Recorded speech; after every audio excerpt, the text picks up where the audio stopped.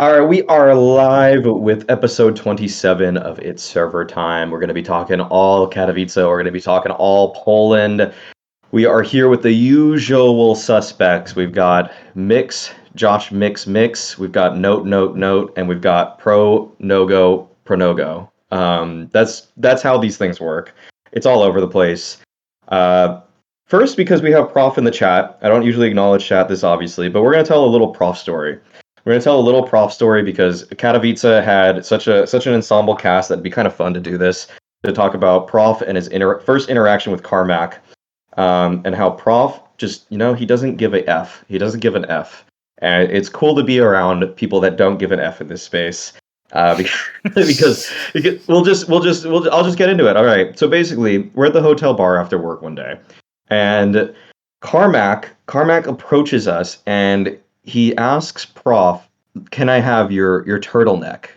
And this kind of is like a weird power move, like he's just testing what he can get away with. Carmack, if Prof is just gonna bow down to him and probably give it, he doesn't. Of course, Prof's kind of like no, and then Carmack says, "I'll give you anything I want."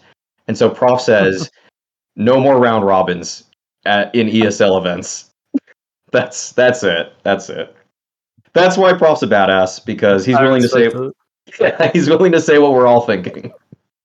He's the homie, speaking truth to power out here. Yeah, honestly. Okay. Yeah, but we're back with Mix, Node, and Perdogo. Like I said, have you guys been enjoying what Katowice has brought so far? I would say so. There's some faces you don't normally see on the broadcast, obviously, and also just the fact that this is one of the few times where it's like, obviously, it's following the whole.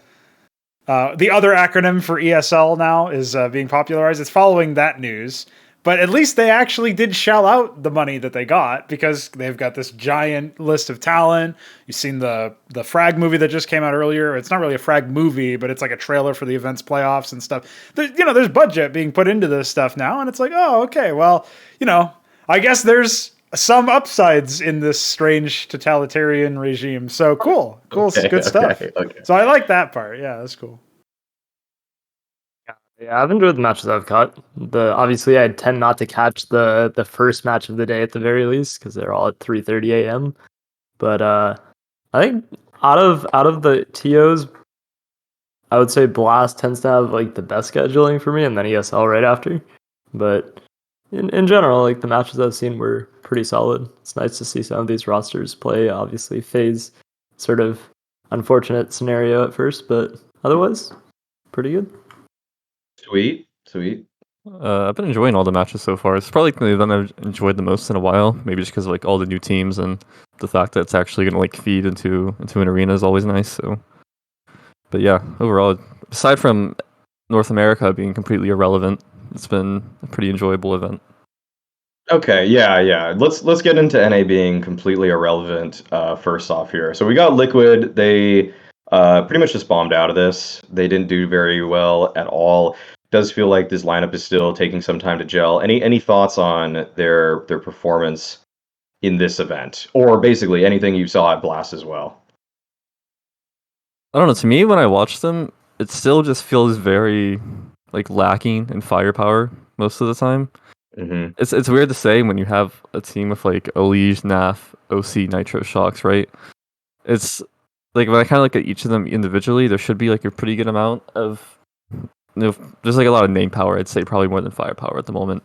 So, OC obviously still isn't like in like start form or anything. He's still taking time to get accustomed to everything. I feel like Naf has probably been like the most consistent one on Liquid for me. I feel like Naf just always just plays and kills people and always is just a really solid player. Alicia's been a lot more up and down. Like he had a terrible series against G2. He was like completely irrelevant. And so if Alicia isn't like playing well, then I was gonna say like at the very least, Liquid needs Elige and Naf playing at a high level. And if like either one of those two isn't, then the team is just like not very good at the moment. Yeah. It seems like Liquid just have some growing pains they have to get through. Unless anybody has anything else to say, I might just talk about Mouz. I think that's Yeah. about it. I'll Really. just I think butt in Nick here and summarized. say that you guys Yeah. on this podcast are ruining NACS. Oh yeah, Didn't somebody say? good. Somebody said that about us, I think, right? Yeah. Because we're just too high on NACS. I feel like we're not high on this Liquid roster at all right now. Like, There's They a healthy amount of specifically said that skepticism. Mix and I are killing NACS. Oh, killing Okay. NACS, yeah. I feel like anyone that watches can tell that like 90% of the time when I talk about NA, there's no logic going through my mind. It's just No, pure it's bias. absolute like huffed hopium, like Yeah. Like I straight 30 minutes before we go huffing live. copium like live on the stream 90% of the time when I talk about NA, and then every now and then I have to like reel it back in and like actually talk about them, and it makes me sad. So Can I press you a little bit, Mix, then on the OC point? Because you mentioned that you feel like he's not being able to gel in just yet. He's taking his time to sort of adapt. You know, assuming you had enough time to catch enough of the games to form an opinion, what do you think that could be done differently, either by Liquid around him or him specifically in this roster, that would help him activate more consistently? Because the few times that he looks good, but what we need to see out of him is the same consistency he had on Extracell, right? yeah, I mean, just knowing like a lot about OC's personality, to me, it's not even like so much like in-game stuff as it is like I have a question of like how comfortable OC is going to get like overall with like this team.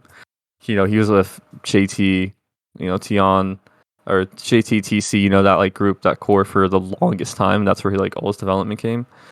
So if now he has to like go into like a completely different environment, it's not just different in terms of like the players that he's playing with, but the environment change, especially from an org like Extrasalt to an org like Liquid, is like another big shift.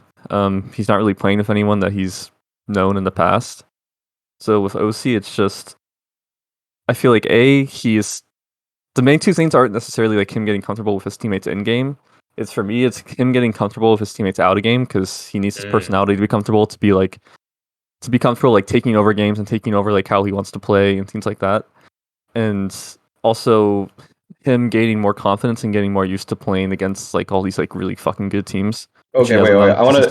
I want to just straight up drop this question. Actually, this reminded me of something I was thinking about earlier. Is that right now, what team would be the okay, make the best NA super team right now? I feel like this is a much more open-ended question than I was thinking of getting into, but now it does draw me to this. Do we think OC would have to be on it, right? Because he's the best North American opper.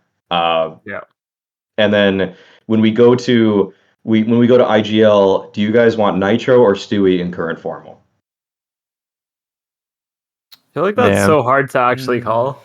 Yeah. It's actually harder to call than you would think. Yeah, it's very early days for this. It depends on what you want. Do you want the sort of like leader of man in Nitro and take the hit in fragging that you're expecting from him, and like just hope that he turns that part of it around without sacrificing the leader of man part? Or do you take the sort of flawed but powerful at times Stewie role? You know what I mean? Like it's hard. Yeah. It feels like your ups and downs are greater with Stewie, but Nitro right now he's kind of lacking a lot as an individual. Yeah, do you think that the sort of secret to picking the IGL is actually figuring out who you would rather have for the rest of the roster? Because I feel like some personalities Stewie will just not get along with. Like if you pick a Liege for this roster, which it feels like you probably do, you probably can't then also have Stewie just based on the... You're like foreshadowing what I was going to do for my... Okay, here we go. Yeah, because right now, I'll just say mine and you guys could jump in or combat this. I would just get the EG core of Stewie, Automatic, and Rush, and just put Floppy and OC on it. I think that might just be a stronger roster than trying to clash the personalities again of a Liege with Stewie. Okay, actually, I could put Naf. I could put Naf for like Rush. Okay, maybe put Naf for Rush. That might be a little. I think you get away. I can get away with Naf with Rush. Yeah. Okay, so that's probably fair, right? Yeah, I don't know. It's so, dude. You're almost like asking, because to me, it's like OC Floppy, because I want Floppy to play like all like the shit roles and like do all that stuff that he's just good at. I think Floppy should be on the best North American team right now. Like no joke about it. And then so it's almost like, I don't know. Do you want the core of like Automatic and Stewie, or do you want the core of Nitro and Elige? Like which one? Yeah. Which one are you more willing to like take a risk on at the moment? So it's like I don't know. Overall, I trust like Nitro's IGLing to eventually like reach a point that like is like very consistent for a top team. Mhm. Because I feel like he's kind of done that before. But also, I don't know. Like, it's hard to say where Nitro's actually going to get back to in terms of fragging, in terms of calling. Like, I just have no real idea. And with Stu, I feel like I'm at least getting like the floor with Stu. I still think is like pretty good. At least the floor that I know and like how good his team will be. I think he's a bit limited in terms of how he interacts with people and how he calls sometimes. But maybe with the right coach, he can continue to overcome that. He can continue to get better like that. But yeah, I don't know. Almost at the moment, I really am tempted, like you said, to lean more towards like Stu and Automatic than I am with Nitro and Elise, just based on like what I've seen the past couple months or so. Mhm. Yeah, I would Mhm. definitely agree with that. I think Which is crazy to slotting say. in Floppy and Af is also just a generally good idea. Like those two players have pretty well proven themselves to be able to consistently perform no matter like what they're surrounded by.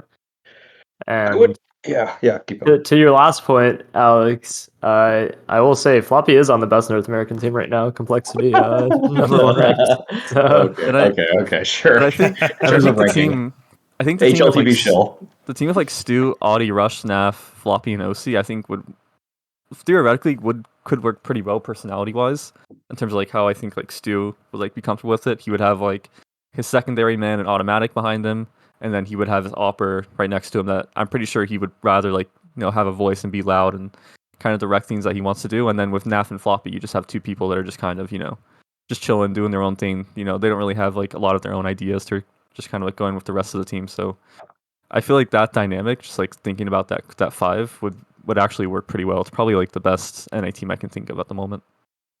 The only other question is if the inclusion of Twists, who's off in FaZe, and he's an EU convert and all that, but like, would he be able to slot in here and make a meaningful difference? Is the question. I actually straight up did not consider him Pronogo. That's not a bad idea to bring him up into this. But like he's probably one of the best North American players right now for sure. Mm. Are don't know Canadians how- really Americans? North American, expected American education. What can I say? So Marky has to be Unbelievable. just for representation be on this roster. There you go. Yeah. The thing with Twists, I think you could get away. I don't know. I don't understand. I don't know like how good his relationship is with Stewie and how comfortable he is on like a team that's being called by him. So I mean, maybe you could theoretically replace like Automatic with Twists, just because that's more of like Twist is more of like a contender now. Automatic. He's still getting back from Val. He looked good, but we still have to kind of see like how he gets back into everything. So he's not as proven the last couple of years. But well, with Twist, for me, if like he was comfortable playing with Stewie again, like he would feel comfortable playing in like Stewie's system and around him, then I definitely think that could be another option, like Twist, Snaf, Floppy, Stewie, and OC. But I don't know. You could maybe replace Naf with Twist as well on some of these lineups. But Yeah, that's I pretty almost tricky. think it's that. I think that's kind of a way to go about this because also he's a little bit. I mean, he's kind of showed a little bit more versatility lately. Twist for my money. Yeah. Like he can be almost more aggressive with like he has been with FaZe. He can pick up the secondary op. Like it's actually. I almost feel like it unlocks more potential for the team now. Yeah, it would need to be a situation where you're actually giving him some room to work. And I think if you had Twist instead of Automatic, I do think in that situation he is like Naf and Floppy for the most part are gonna move over to Twist. Like, they can Mhm. move around, like they'll play like whatever, so Twist and Stewie can like have their spots. So for me, like the key would be like, are Twist and Stewie like still on good terms? Can they still play with each other? Like would they feel comfortable with that? And if they were, then I might even go with like saying, yeah, like Twist instead of Automatic would be pretty nuts. Yeah. Okay. Let's move on to the next one. That's enough NA talk for a team that didn't even do anything at this event at all. Well, Okay. That's who we are. Yeah, that's the pod, honestly. Yeah. Let's talk about a little bit Mouse Sports run. I think this is kind of like, to me, I'd say they probably were the biggest surprise in terms of how deep it was. Making it through the play-in, actually doing a little bit of damage here and there. Yeah, I mean, did you guys catch much of Mouse Sports, or like just this? I guess this results surprise you for what this roster is. I caught a couple of their games. I would say the results surprised me initially for sure. I didn't think that they would do that well with without having BMS there, but honestly, Torzy was hard carrying some of these matches. It was actually kind of absurd watching him like just hit the ground running straight up. Like obviously, if you've seen the academy games, you knew that Torzy was going to be good. But the fact that he just straight up hit the server and had no problem really consistently performing against some of these teams was a little bit of a surprise, I would say. JDC had a couple of like he was pretty up and down here, which kind of sucked because I know that he held himself to higher standards and he can definitely play better. He even said after I think the first game or two that he played that he, even though the team won, he was saying that he wasn't happy with his performances, and then he got better in I think 2 matches, and then one of them ended up being sort of really lackluster on Nuke, I think. Yes. But yeah, I think between the fact that they had a last minute stand-in and they had Torzy coming in playing his first like premier event, they honestly definitely exceeded my expectations in terms of the competition they were playing against. And Torzy in particular like really made a name for himself, which I've really enjoyed watching. Yeah, the match in question you're referencing about JDC on Nuke was against Vitality, if I'm not mistaken, and that was the match that most surprised me because I wasn't expecting Vitality to be taken that close with a roster like this. I just look at Mouz like, you know, I think we talked about this maybe in the episode with Richard Lewis, where I was mentioning that like Mouse Sports going away from the Kerrigan-led roster felt like they were never going to be able to achieve much, and especially when Rops left for FaZe, it's like, well, now you just write them off almost, and you expect them to almost act as like a feeder team or something. But in this particular case, you know, they certainly surprised me in a positive sense. The only question is how easy will this kind of be able to build upon because of the stand-in factor, right? So that's the only question I have going forward is like, well, how many more players from the academy are you going to be swapping back and forth, you know? So. Okay. I realized I wasn't even using my good microphone for this. I'm not gonna lie. That just happened. Okay. This is a different Mauisnake you're hearing now, guys. He's changed. Yeah, he's gone through the nifty Twitlonger and found his chakras or whatever the fuck. So. I just turned on my paradigms and told him what the hell is up. Yeah, I think that I got to bring up this stat that might sober up a couple people that maybe are hopeful for the future of Mouz is that okay, I don't know if I checked this mid-event and it was pretty deep into. I don't even know if Mouz played any more games after this, but essentially, Torzy was the second least flash opper at the event, and this is something I keep bringing up for new oppers. Every time a new opper joins a team, or like a team kind of shifts its structure around, and basically it's a new opper. The like Glaive at the fall finals. The amount of time that they're blinded per round is very low because teams aren't going to know how to anti-strat them right away. They basically are just going in dry and just kind of have to throw the standard flashes in order to try to catch them. And so that's why Glaive did incredibly well at the fall finals because he was barely blinded, and Torzy was barely blinded at this event. But this is what I was talking about with kind of Torzy probably will, in my eyes, would fall off in a couple months. But he was going to hit the ground running with this lineup is that he's very skilled, he's pretty aggressive, but teams just don't know how he plays yet. And I think that once people do figure out his tendencies a little bit more, I personally haven't seen him had to reinvent himself from season 1 or 2 or like other stuff that him on Mau's NXT has played. So I'm kind of worried about if he can do that. But I actually think that with Cyclone there, I think Cyclone is actually probably another key factor as to why this lineup did gel together so quickly. Yes. Because he seemed like a really good coach for Mau's NXT. I mean, it's so hard you get to weigh kind of the intangibles of coaching, but it seemed like they always found ways to stay on top, which is pretty hard when you're a team that might feel sort of comfortable like Mau's NXT at the We Play Academy League. Like they kept beating everybody and it wasn't really like teams were getting better around them and yet they were getting better to stay ahead of them. Yeah, I was gonna say like kind of like on your topic of like talking about oppers, just to explain like I honestly feel like opping is like probably consistently like the hardest role to find like consistent find consistent impact on like on a top level. Because like you said, especially with good teams, like the easiest thing to like anti-strat and like look at is like what does an opera like to do? Like, you know, what angers do they feel comfortable holding? Like what routes are they taking every time? And like more than anyone else, like what an opera is doing and the plays that, like you have to watch for, the angles, like is like the most consistent thing on a team. So like as an opera, being able to understand like, you know, when you hold like this angle, like what that's opening up for you, like in later rounds, like how you can keep changing yourself up to keep a team that even as like has prepared for you like on their toes is like a really fucking difficult thing to do. So once teams like get a grip on like how you're playing with this team, the angles that you're holding, you'll 100% start to notice teams just like trying to ice you out, like trying to ice out certain angles. Like it becomes like a lot harder to find opportunities.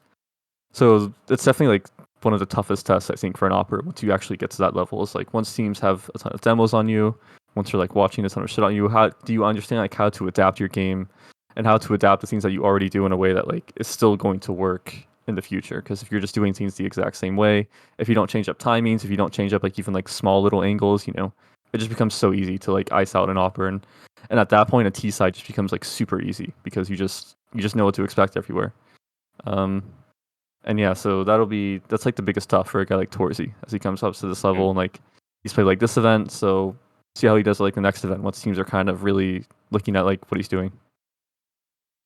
Yeah, not to beat the point to death, but I did want to also underscore the point about the op is that it's obviously the most expensive gun in the game that's actively used. So if you're going to throw away that many resources, especially on a CT side with economy and in this state, like that's a situation where you're really in for a rough ride if you just get, you know, owned instantly and your teammate's not able to salvage it. Even if your teammate is able to salvage it, if they're not proficient on the op, like they're not going to do any better than you necessarily. And then, you know, we've seen the saving frequency. You're just going to, you know, you start atrophying and it just gets really, really bad. You start hemorrhaging rounds pretty easily. So that's another contributing factor to how you might actually see that as a blueprint for how Mouse Sports end up losing more matches in the future, just like they lost all respect when they changed their name. I'm going to keep calling them Mouse Sports as long as they have the @ They have the @ Mouse Sports, and I think I did that on Twitter, and I think they replied to it, and they were like, "See Yanko," or like Yanko, another one that says Mouse Sports, and I was like, "I just used your @ so I don't know what you're talking about." I could have added the wrong account, but you know, yeah. Well, Twitter is real life Maui, so I guess it makes sense. They're Mouse Sports now. Confirmed. The conversations on there are as useful as the conversations in real life. Yes, yeah. You get as much out of them. Okay, I want to talk Vitality.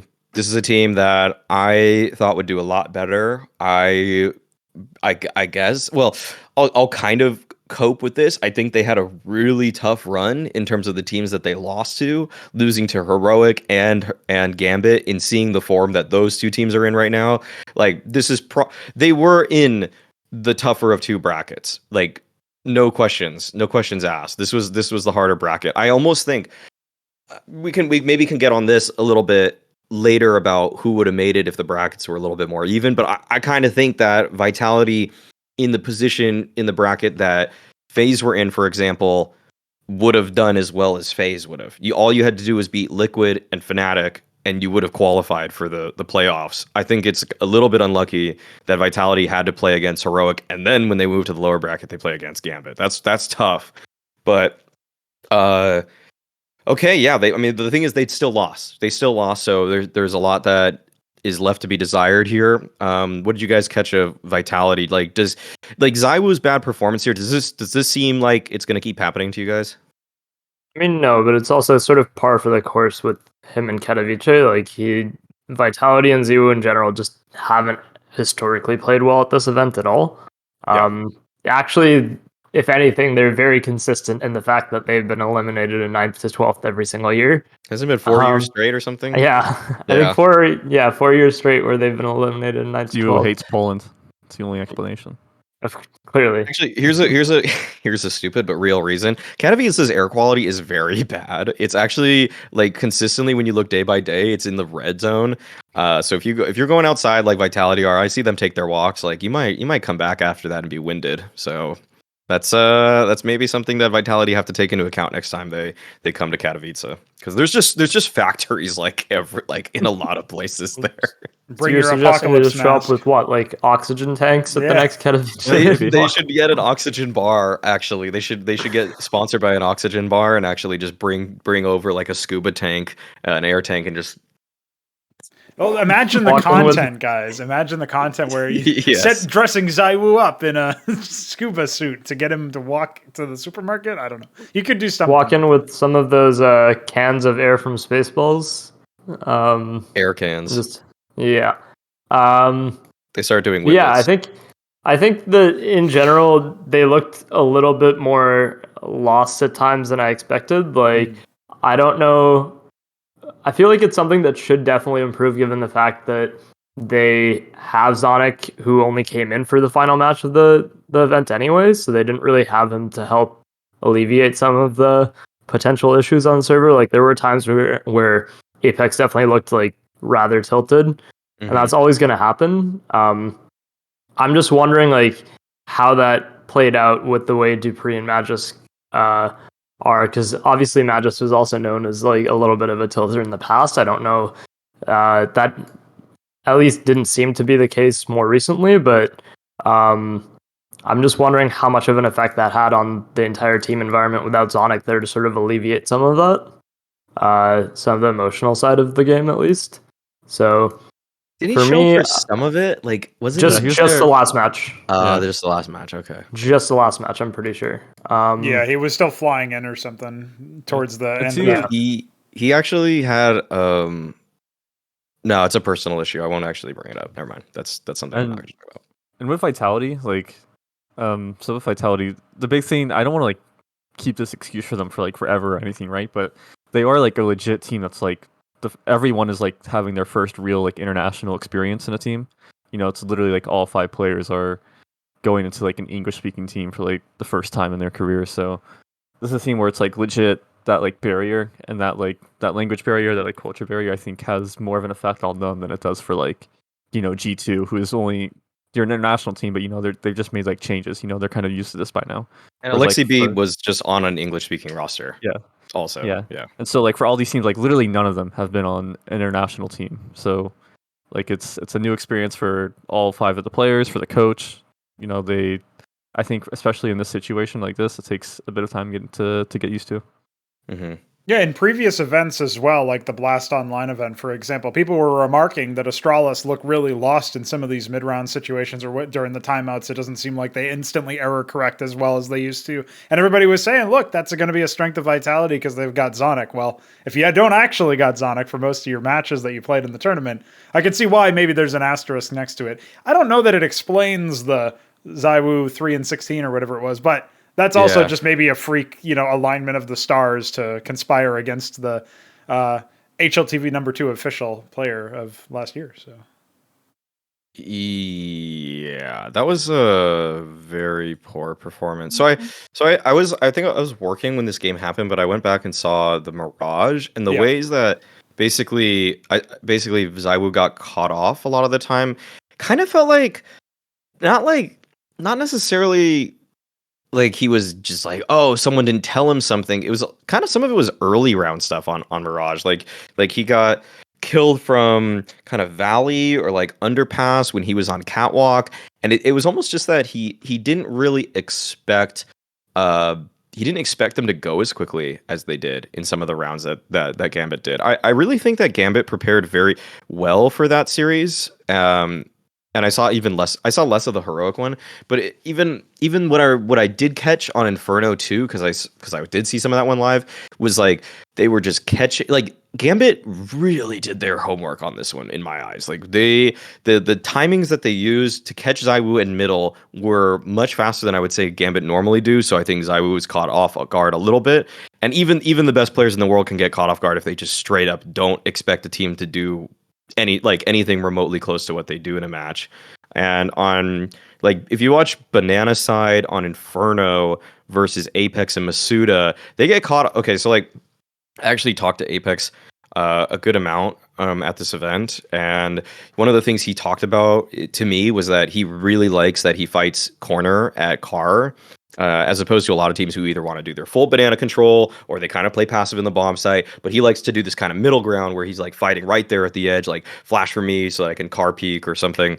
And it was obvious. It was obvious that Axile kind of knew this, and so Axile was running through smokes. He was like getting pop flash through smokes. He was just swinging on the corner, and sometimes Apex was basically getting ready to swing, but then before he even knew it, Axile was swinging on him. So it really felt like Gambit just anti-stratted them, or basic. Yeah, I'm pretty sure Gambit anti-stratted them too. Yeah, that's like one of my most distinct memories about Axel is just how fucking annoying he is on Inferno B site. Like, just like fucking takes random fights, just swings. Like he'll just, you'll be chilling on site and Axel's literally just fucking like wide swinging you from banana, and he's just fighting you, and you just don't have any other option than like take the fight because you're just out in the open or you're just stuck like at coffins or something, and he's just winning every fight because he's just so good at those. And like as a team playing a CT side when against a team that has someone like that you can't really predict, especially these like dry fights, it just makes it impossible. Like it's so frustrating and so difficult because there's no real solution. I mean, just in general, they had like Gambit had Vitality's number throughout that series. Like even Afni was something like 11-4 or 13-4 in duels with Ziwu. So like if that's where your stats at, then you're kind of fucked, right? Right. Yeah, it does make me think that this might be a bit more of a one-off, which, is also in keeping with Zywa. Like, he doesn't have these stinkers. You almost want to say he doesn't even have these once a year. This just happens to be he walked up to Katowice and he's out. So, but yeah. Okay. All right. That's I'll leave it off of this actually. Vitality. Do they like how well do they bounce back from this? How well do you think they're gonna perform moving forward? Do you think like even though this performance they finished 9th to 12th, I already put it out there that I think if they had a different bracket, they'd be in the top 6. Do you guys still see them as a top 6, top 5 team or higher, lower, what? Yeah, I do. I think like you said, around like that top 5, top 6 range, I feel like is where they're going to hover around. I don't really expect them to have any performances that are like really bad. Pro League, I'd still be expecting them to make playoffs and have like a pretty good run, especially as they'll have like a lot more time and actually have some experience at that point playing together. So for me, this doesn't really change that much about how I feel about Vitality. I'm still pretty confident in them as a team. Yeah, I'd agree with that. Keep in mind though, in Pro League, they have a pretty rough group actually. Like they have probably the worst group out of the whole pool. They have Virtus.pro, FaZe, Furia, and Sprout in their group, and then you have like Group C, which has Gambit Group C and Liquid. That's about it. Dumb, dude. I mean, Group C is so wide open for that. We'll talk about Pro League another time, but I saw Group C. That is a joke. That's a joke. That's actually with how Liquid just performed. Like this is such a joke. Like group, honestly, it doesn't make any sense how it was split up like that. But okay. Let's move into everybody's favorite topic, shitting on Astralis. That just seems to be everybody has loved to do this. It's just so like I think everybody just loves how far they've fallen. Like it's not. There's a part of that. It's partially that. It's partially stuff with the org being kind of fucky in the last like 12 months. Like people have figured that out. Like this is I noticed that. Because I watched back my last decimate of this, and I did, and people like really think I hate Astralis. Like I kind of like probably hate Astralis less than I think most people do. Actually, I think I don't really think that. I don't really dislike them that much. Honestly, I just usually comment on gameplay stuff more than out external stuff like that. But I'm a Glaive fanboy. I am. Dude, I think so. I'm a Glaive. Through. I think Glaive's sick, man. I think he's one of the most winningest players and knows how to win no matter what the circumstance. Dude, what he did at the fall finals, it's almost like unforgettable that he's just like, yeah, I'm gonna opt. Fuck you, Lucky. You're not gonna be on this team anyway. It's just like give me this. Like I sent a tweet that was like that was just showing a picture of Glaive on like the last round of a game, like 15-14 or something, just holding W through Monster with a P90 on the last round. And it's like these are the reasons that I love Glaive, because it wasn't until the first time that like I played Astralis and prepared for them that I realized that like Glaive is a literal fucking madman like the entire time. Like this guy holds W more than anyone I've ever seen, except for Art, of course. So I am always cheering for the success of Glaive and Astralis. I really am. Okay, okay. Let's talk about their run a little bit. So they had kind of, I'd say, a surprising run. Like Yes. it was actually kind of pleasing to see the ways that they beat teams. I think the statement victory for what I saw was when they beat Fnatic, which kind of felt like a team that was supposed to be, to me, better. Like I thought Fnatic was just a better roster, like had been together longer, or maybe not been together longer, but it's actually I don't know what the It's probably around time the frame same is. time, but like Yeah. I would agree because like Roughly the same, yeah. Fnatic's roster just made like a lot more sense to me. It just seemed like a Yes, lot more well put together. Right. So basically they were one map away from making it, but the thing is that the maps that they lost to G2 just were not even close. Like I was covering. 16-5 Yeah, and it was just- 16-1, yeah. Like Yeah, ugly, really ugly, really ugly. I think it was SEO who had the stats saying that this is the most like most of Astralis' 16-1s have been within the last like I don't know 4 months or something. Maybe it was more time That's than that. just this But roster it's like is just- more recently, you know what I mean? Like they're really on a downward trend in terms of being competitive in some of these series. Mhm. I mean, keep in mind they also almost didn't make the main event. Yeah. Because they only just barely beat Big in the play-in. rough It for just- Big. it I didn't feels so want to weird. talk about them. Yeah. Well, we all know what you think about Big Maui. Let it fade away. Let it fade away.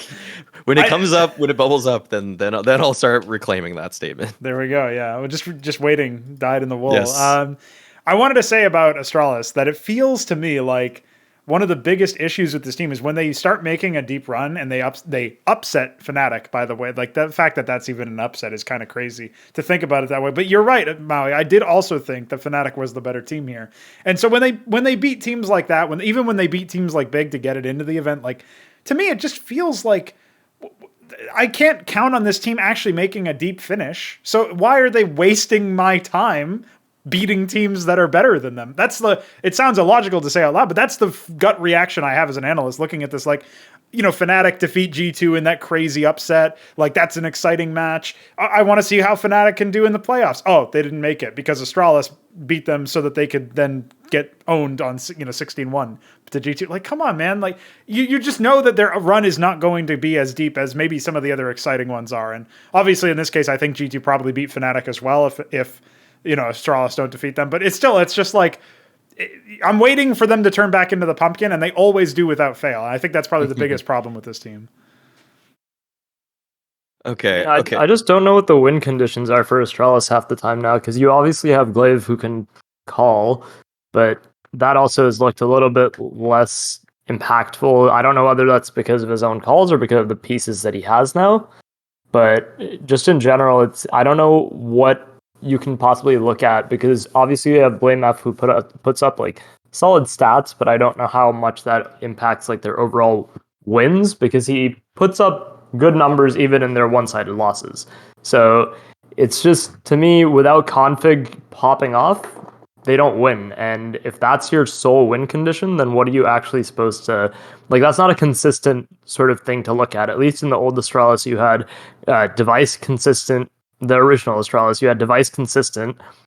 Even if device isn't able to like put up really solid performances, you have Dupree and Magisk who can always put up really solid form. You had Glaive come alive randomly, and then you had Zipnix as like the generally always consistent player. Now you don't have Zipnix being consistent. He's not playing very well. You had Lucky who obviously like isn't cutting it. You have Glaive who isn't putting up the same impact as he used to, and then you have Config who's sort of shaky sometimes, a god other times. And then you have Blame Mouse sort of like getting some kills, and that's their impact to really be determined. Yes, exactly. I do want to say, like, this has become like such a strong narrative of BlameF now that I almost feel he's like underrated at this point. It's I think like, he might be underrated too now. Actually, guys, I understand that. I understand the meme, like where it comes from, but like, he's still like playing really fucking good. Like that still has value at the end of the day. Like, I think his CT kills are valid. I think Yes. his CT kills are very valid. His T side kills are up for debate sometimes. Yeah, I would agree with that. Yeah. Well, it's almost like in order for his role to find success in a way that actually adds impact, the rest of his team has to not die before he plays or whatever. You know what I mean? Like, at least get the bomb down and get it into a 1v2 or something for him. At least give the man a chance, but no. So I think it's mostly down to his positioning. But you guys are right that, you know, T-side maybe be a question mark there. Actually, someone did write this in the chat, and I have noticed this about BlameF that he does entry banana. Like he's the space taker at banana. That's one of his few roles where it's actually the impact or the success of the team is predicated off of him succeeding. But we saw how he just did not. He did not match up to Nico at all when they played G2. Like it just got cleaned up. So yeah, I have to agree with a lot of that. The main part about basically it's like kind of the way I see Blame F now is kind of how I saw Mouz last year or last season, whatever, when Rops was on the roster putting up massive numbers. But like if I knew Frozen puts up a 1.2, I almost can just say they're gonna win the map. Like that's kind of what config does for them. And I will say, like if anybody is like actually trying to put a team together or study demos or something like that, just watch Astralis' Ancient in this tournament was flawless. They won every single time they played Ancient. Their T side, they had the best T sides of any team pretty much I've seen, actually, like almost period, other than teams that are just flat out always good, like Gambit. You can always just count on Gambit, Heroic, and Navi to be just good because they just have good players. But in terms of actually like doing more, like being greater than the sum of the parts, that's what Astralis did for me on Ancient this time around. So check those back out, because Config was kind of a beast on lurk timings, because Config, it's almost like they put an entry fragger as a guy that's supposed to be a lurker. And so he's just gonna go faster and take a few more risks than other people in his position would. Whereas like if Blame F were so basically Config was like the mid lurker for them, and he would go into Red Room, he'd go into Cave, like top mid Red Room, and he would just do it a little bit quicker than I see a lot of like Blame F type players do it. And that just changes the whole dynamic of the map, because he's just pressuring people, forcing rotation, sometimes just getting the kill outright, and then Glaive can just make the easiest mid round of his life, you know? So it's yeah. To your point, it reminded me of like how they innovated T-side nuke a lot. Like it's sort of the similar impact that they're having in defining sort of how teams will play that going forward, and changing up the way people are actually able to, because obviously it's a CT balance map. Ancient is just like nuke was, and it seems like Astralis are doing very similar things in terms of being able to sort of create a style that people will start following over time as well. I almost feel like the game plan for every team now should be on Ancient.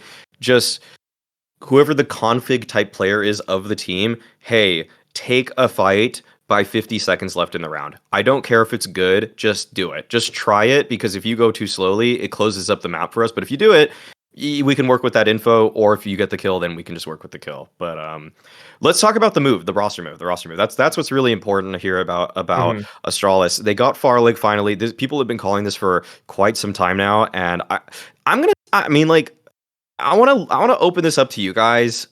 Like, this is an improvement, but like, is it enough? I mean, I don't know if it's enough, because I haven't really seen farlig, and like I haven't really watched farlig in like fucking forever, because I didn't really watch him on FPX. But he was very promising before that as well. Going into Astralis playing with Glaive is always like pretty good for an opera, I'd say. And I don't know, like for me, this move is just important because I saw someone say that like they felt that like Astralis should focus on like fixing their roles and stuff before like changing out another player. And I'm like, to me, this is like fixing their roles. Like Lucky literally like had no impact on the op. Like it just felt like he had the op, and then he was just there like on the map, and you just couldn't really rely on him to do anything. And then he was dead. and then, so getting farlig, it's like okay, we actually have like a pretty good opper now. He's pretty aggressive generally, from what I remember about him. I don't think he's just like sitting back all the time doing nothing.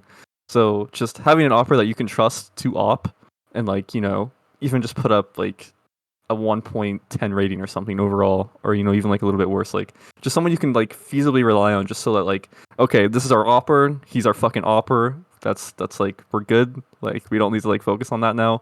And then you can focus on everything around that finally, which is where the role should still make sense, with having Glaive and config like in your pack, taking map control together with farlig, having Zipnix and Blame F. I still think those two can work together and have like a really solid like lurking and anchoring type duo. So I think this move is really important for Astralis, even if like farlig maybe isn't going to be a superstar, and I think it'll benefit them a lot.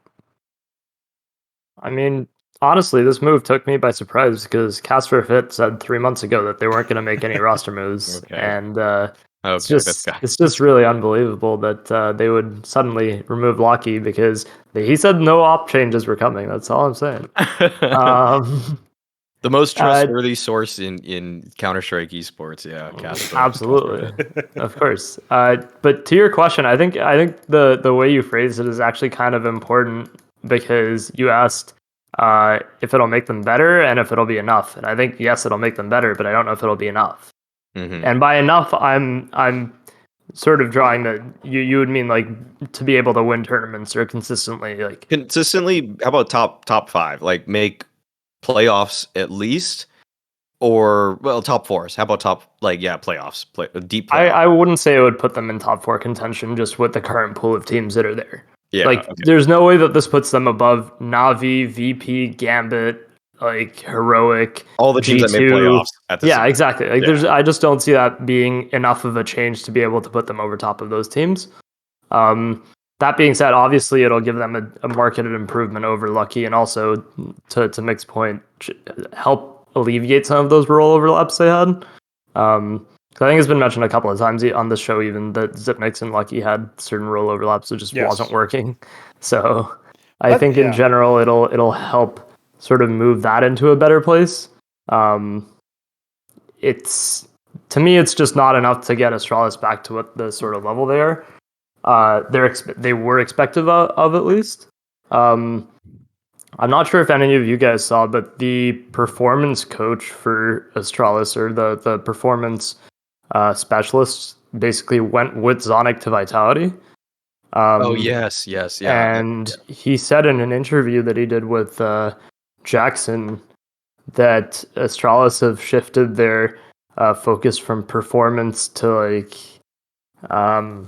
I don't remember what the exact term he used was, but basically like shifting their focus away from performance or something, rather than like actually getting the what would sort it of go level. to? Like PR? I don't know. It's a very good question. I mean, Brainwashing Danish very fans? possible. Like what is this? What are the resources going? Yeah, I wanted to say, like, I still think overall Astralis' ceiling is probably still pretty low compared to a team like G2, Yes. Vitality, these teams. But, you know, there's always, like, the small chance that, like, farlig is, like, just about to hit a fucking next level step in his career, like, joining, like, an actual consistently functioning team with someone like Glaive, because that FPX team was, like, a complete fucking mess near, like, the end of that stint, so who knows what he'll be able to do back in a Danish lineup, back in like a lineup that's actually solid and like together, like he has like a clear way forward. Who knows what to really expect out of farlig? I just want to say that I'm glad that we're out of the Make-A-Wish era of Astralis, where for some reason, like Lucky's like, what if I could be the clutch minister and Zipix doesn't go in last? Like, why the fuck was that happening, man? Like, I honestly, man, like, I hated that. This is the thing about farlig is, yeah, he'll probably, almost certainly he'll be better on the op than Lucky, but he'll also probably be more aggro and more active as a rifler when they don't have the op out, especially on T side. Like, I expect Zipix to be able to play more to his strengths, or what were his strengths when he was in better form, which is going to help at least upright a little bit the fact that he's obviously been in career lows recently. And I think that will naturally help. So there's going to be a bit of a cascading effect here where farlig comes in, he ops better than Lucky, he'll probably rifle more aggressively, regardless of whether the stats end up being better. He's probably going to be a better tool for them when they're using him for whatever they're using him for. And that also means that Zipix, and there's not going to be that overlap that Note mentioned where, you know, Zipix is kind of crowded out of his lurk role or his more like last in role or whatever. So, you know, I think that's like a almost a foregone conclusion that will be a benefit. The question is, will it be discovered the way that we're suspecting Torzi over at Mouz is going to be discovered? Will it be something that can be anti-stratted after the first outing? I'm not sure. I mean, the only strategy I can reverse engineer from looking at Astralis recently is they want to swap in one player every so often so that they can have a honeymoon period where they look good at their first tournament but don't ever win anything. That seems to be the only thing that's happening with this team. So I hope they can get back into some career form where they don't turn back into the pumpkin like I was mentioning earlier. That's my hope. I can't say that it's a dead shot for sure. Probably not. So I still can't believe that. Like I saw, like it was like a good amount of people, like a decent, like a sizable amount of people that seemed to genuinely think that like they should remove Zipnix before Lucky, and then just let Lucky take all of Zipnix's roles and stay. And I was like, I don't know what games we're watching, but Zipnix has been bad, but Lucky doesn't exactly inspire me. Yeah. I mean, I was on the train that Astralis should just make 2 moves, but I wasn't on the. I mean, Lucky was like he became like the way I kind of put it was that he became the singular scapegoat for Astralis' failures, but it does seem like it to me is beyond that. Like I do think that this farlig move is good. One stat I just found is that I mean he was playing under Godsent before FPX acquired that roster. 12 events straight. Every single event he played under the Godsent banner, he went positive. Just saying, like that's just gonna do a lot for this team if they can have somebody that. And some of those events were like kind of smaller online things, but that's still pretty impressive. Like Lucky, I don't even think Lucky was doing that kind of stuff on Tricked. Yeah. You know, Lucky definitely like bad timing. I don't think he was like he was a problem, but there definitely is like a lot more wrong with Astralis and like solely like well we picked up Lucky and that made us shit and that's all. So his career prospects are probably over, by the way. Like, I don't think anybody's gonna knock down the doors looking for him. They're probably not join a top 70 team. He would need like he would need definitely that like some like kind of like career resurgence where he fits back in with someone. But listen, Lucky, I will say in terms of like how he plays, does kind of remind me of like a younger OC almost in terms of like what OC was doing back in the day, like mid 2019. That's how OC played, dude. Is this why some people weren't very high on OC 3 years ago? Yeah. Yeah, I guess no, so. I'm telling you. Okay, OC like mid 20 like until like late 2019 was just very passive and scared and didn't really do anything, and like wasn't like that sick of an opera compared to now. Yeah. And so he just kind of reminds me of Lucky in that way, and that he just seems so passive. I will say one thing that did make me chuckle is that after Astralis announced farlig, there was just a single tweet from Acor, and it's just the crying emoji. that gave me a good laugh. Oh man, I mean, Acor's better than Lucky. Let's just put that out there. Yeah. I don't. Even if he didn't do very well on Mouz, I saw what he did on Mad Lions, and that's better than what Lucky did on Tricked. Yeah, so. I agree. Poor guy. All right, let's move to the next team that's making roster changes. So we got fnatic. We've got minus smooya, the Rat King. We got plus Regali, and like it's kind of like the Brollan stuff is in the air a little bit. I think. I mean, no. Do you know exactly what the situation is with Brollan? As far as I know, Brollan just like wanted off the team and like didn't want to ruin his chances of not being able to get transferred if he played in the qualifier with Fnatic, because then he's locked to the roster. Basically, you can't play for more than one organization in the cycle. Sure. And so he basically said that he didn't want to play while this offer was on the table or something like that. Note that that's just what I've gathered from like reading stuff, not something I know like based on talking to anybody. Okay, there's like an offer out for him from NIP. Okay, let's just acknowledge what we do know 100% first then. The smooya for Regali change. So smooya got dumped from this roster. I already did a video on this, but I want to kind of hear your guys' opinions on what this means to you guys and maybe the direction that Fnatic are heading. I think smooya is obviously a player that has attempted damage control more recently, but for the most part has this narrative following him that he's a bit of a toxic asset, or at least an asset that is going to need a specific kind of team dynamic in order to not rub people the wrong way. The biggest concern that I have was actually related to the Brollan news, because this reads to me, and I could just be wrong, that Fnatic, in an attempt to keep Brollan on the books, said, we will drop smooya because you don't want to play with him.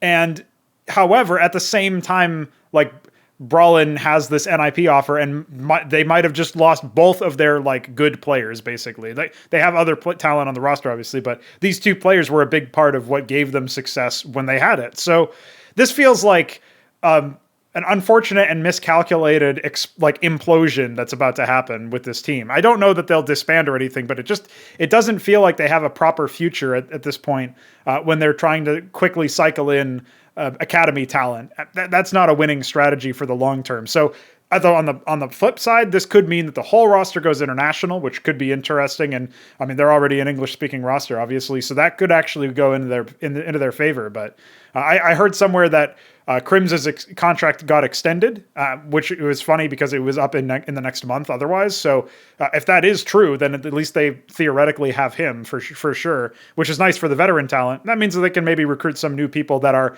a little bit more solid than Regali. But I don't think Regali's going to last in this environment. Like, he hasn't shown me enough. He's a gamble, and I know Smooya's a gamble on a personality side, maybe, but you signed him for a while. Like, the whole thing feels last minute. Oh shit! Pull the emergency cord, and hopefully the parachute extends, and then it doesn't, and now your safety shoot's also failed. So I don't know. The free fall's begun, I think. I mean, it just didn't seem like those personalities would work between the way Smooya is a very vocal and like I don't know what word to use, but he's just a very like loud individual. Yeah. When they're playing, and then you have like the stoic Swedes who are like, I go here, kill 2 people, I have bomb site, Yeah. come here. Like, it's just not gonna work out, right? And obviously, you could even see it in some of the player cams where smooya would just be yelling, and there'd be zero reaction from Brollan and Crims during the matches. Yeah, like, they were actually so stoic that you couldn't. It just looked like nothing had been said. Yeah, they do always look like that, and- but yeah, you're right that it doesn't seem like a natural fit. I'll say that much. Yeah, and it's just like that was something that you would think they would have. At least that's something you could have seen coming, almost, in the sense of that the two sides of that wouldn't really clash. But for me, that was something that Fnatic was sort of gambling on somehow working out if they wanted this move to work in the first place. That just seems like it didn't happen. Speaking specifically about the Smooya Regali move at it, I feel like if Fnatic couldn't make it work with Smooya, even with the personality issues, I don't think Regali is going to put them above that level anyway, just in terms of the individual performance. Especially without Brollan on the team. Now, obviously, I don't know where Fnatic really goes from here if they lose Brollan, because that's going to be such a massive Huge. loss that it almost seems like they have to go back to the drawing board at that point, and I don't know what they would do from there. Okay, I'm gonna argue that these changes. So I saw that. Obviously, I saw that like Smooya's gone. That doesn't really surprise me. It seems like, I don't know, teams just have a really hard time keeping up with his personality long term, and it just seems like a really hard match in most situations. So it seemed like at this point, Fnatic, after hitting like some turbulence, it already just kind of like started shaking everything. And it's good, it's fine, they can deal with that when like at the start of the lineup, when they were fucking winning like literally every single match, and then you start playing some like heavier matches, some bigger matches, and you start taking some L's in it, those problems kind of start to surface. So I would agree that like losing Brollan is pretty big. Losing that as well. I don't know enough about Regali, or if like that's like a good like long-term plan really. But with Fnatic, I think losing both of these players, they can still have a really good team, and maybe even like a better team that like meshes a lot better. So say like Brollan's leaving, that's still fine in my opinion. I think they have kind of like backup for that in terms of rifling power with Mezzi. Like Mezzi at this point, I feel like it's pretty much just been playing like pretty much every single like bitch role, all the bad anchor spots, all the bad lurk spots, and he can do that because he generally is just good at like fucking everything in CS. He's just one of those players, like you can put him at any spot on T side or CT side, and he's not going to complain. He's just going to do what he needs to do to get good at that spot, and he's going to own. And so if you can then, and with Mezzi and with Alex, Crims, and Brollan, there wasn't really any room for Mezzi to get, spots that he was good at. I think the only spots he like really had like good spots on was overpass, just because he's so fucking good at it. So I think Mezzi moving into like a more prominent position, and then depending on who they fill the rifler spot with, if it's something that can kind of help their overall cohesion. And like you said, I don't really know what they'll do in terms of like opping. I haven't really seen a lot of Regali to say if he'd really be like a good long-term fit at this time, if that really helped them. But I do think that like this team kind of just seemed destined to. It just didn't seem like it meshed. Like Brollan didn't really seem to mesh with the international team.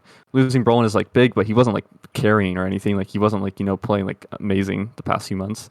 I think Smooya is like the only one that has consistently like really good stats. So yeah, I think the rifling core will be fine. I think if you get the right replacement for Brollan and you move the roles around, you give Mezzi a bigger role within the team, and then just finding like the right opera to actually mesh with the team. And I genuinely think this is like one of those moves that a team could end up better from.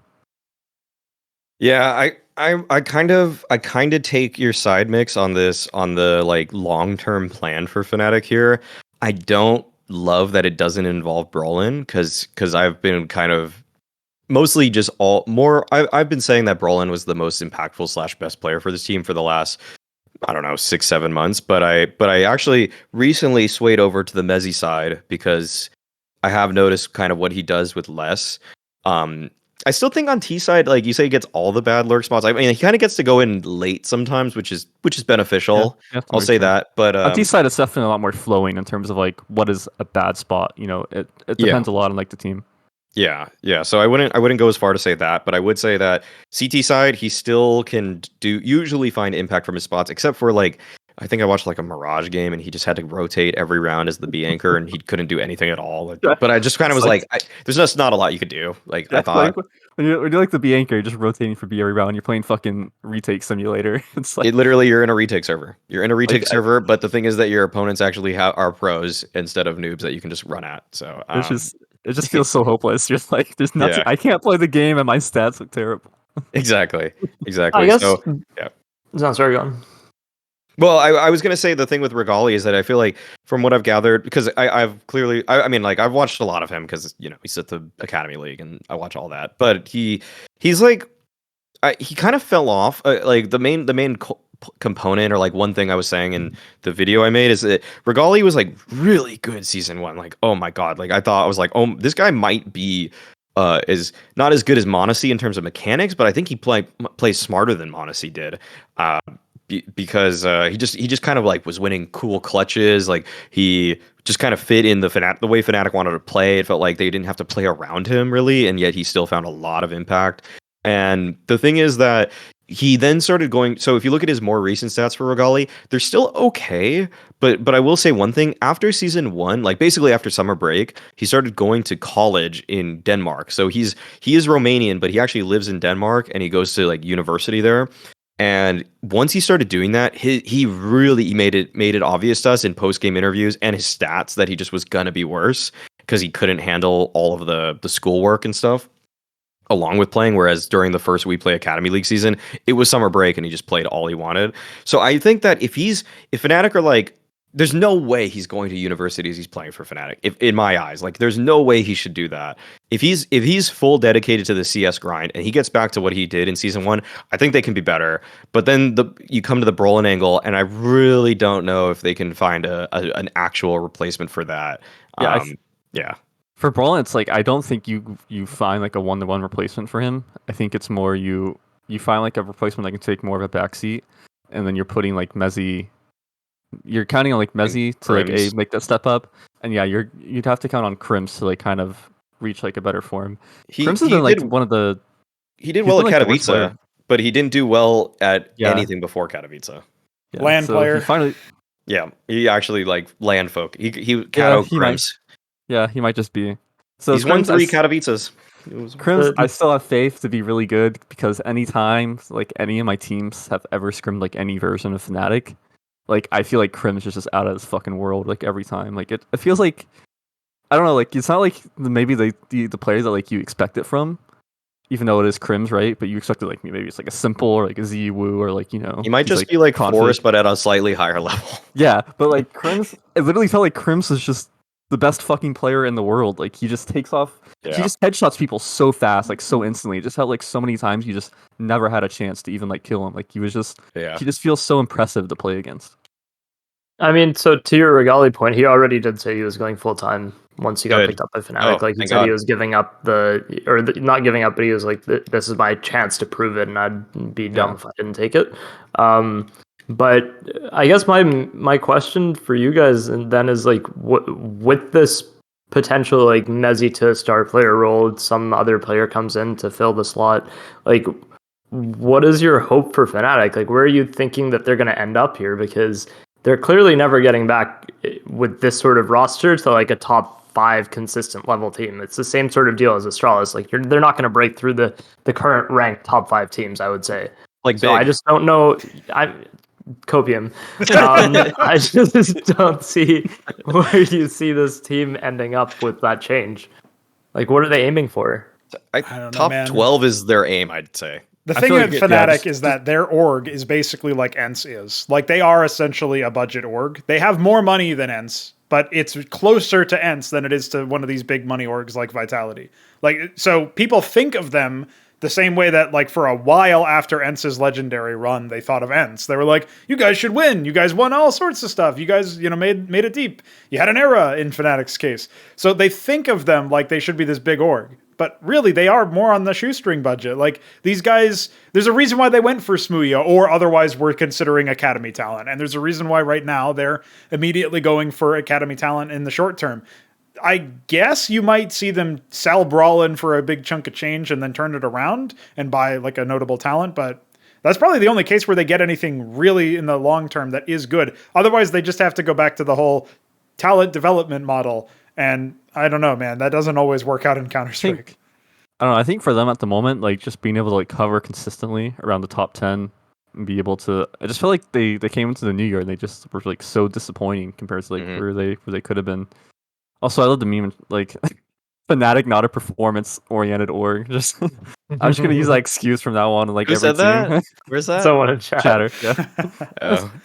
Maybe they were memeing on Astralis, Not a performance. Oh, I just saw it. What? I'm just imagining like my team playing like shit, and, like called into a meeting, like my org or something. I'm just like, well, my team's it didn't work. They're there to sell like, jerseys to kids that go to K barbecue in LA. Yeah, I'm just like, guys, like, we're not a performance-oriented team. Like, we're actually an NFT-oriented team now. Please, come on. Okay. I think that's pretty good on Fnatic. I did want to ask about one thing. Yeah. So smooya obviously is out and he's in the wild and we don't know where he's going. There's an interesting parallel for me with Obo from NA, and that parallel is that I think Obo has, at least on the team side of things, maybe not in the public as much as smooya, has kind of a narrative of damaged goods or not reliable or something ever since the complexity stint. And he just, like, the difference is smooya has his fans. smooya has brand recognition. smooya has a Twitch stream that's live right now. smooya's got these things. But Obo, on the other hand, is much more like sort of closed off, and you don't really, he's mysterious. You don't really know that much about him. He hasn't come out with a paradigm shifting twitlonger like Nifty, but at least he's, there's that, I guess. But I wanted to ask about like, do you guys think, as far as if you had to compare those two talent, or maybe anybody else that comes to mind in this vein, what do we think about their prospects in the future? Because to me, I feel like for both of these guys, in this case, Obo and smooya, it feels like they're kind of limited, and it's less based around their talent and much more based around like a narrative that's following them around behind the scenes. In smooya's case, it's also public, but it feels like, they're never going to get looked at again, So 2 points. One is that smooya is still contracted, so he's not necessarily like free in the wild. Yeah, fair enough. For one. For two, I think Obo is not necessarily like a narrative in terms of like stuff that's happened, but it's just generally like they're behind the scenes stuff. Yes, and that really won't become public. Like it's been hinted at on other podcasts by like on HLTV Confirmed, for example, on By the Numbers. It's just there's other stuff happening and it just won't be public. That's sort of just what people have to console themselves with. They're not going to get an answer to that question. Yeah, and I wasn't necessarily looking for one. I was just saying that, like, it seems like whatever is behind the scenes that is known is, like, going to follow him around for a while. You know what I mean? So it might be tough to go against that, if you know what I'm saying. Like, it might be tough to convince people that, oh, no, like, you should give me a second chance. That's the vibe I'm getting from looking at these The scenarios are not the same. That's literally all I can say, really. Okay. Yeah.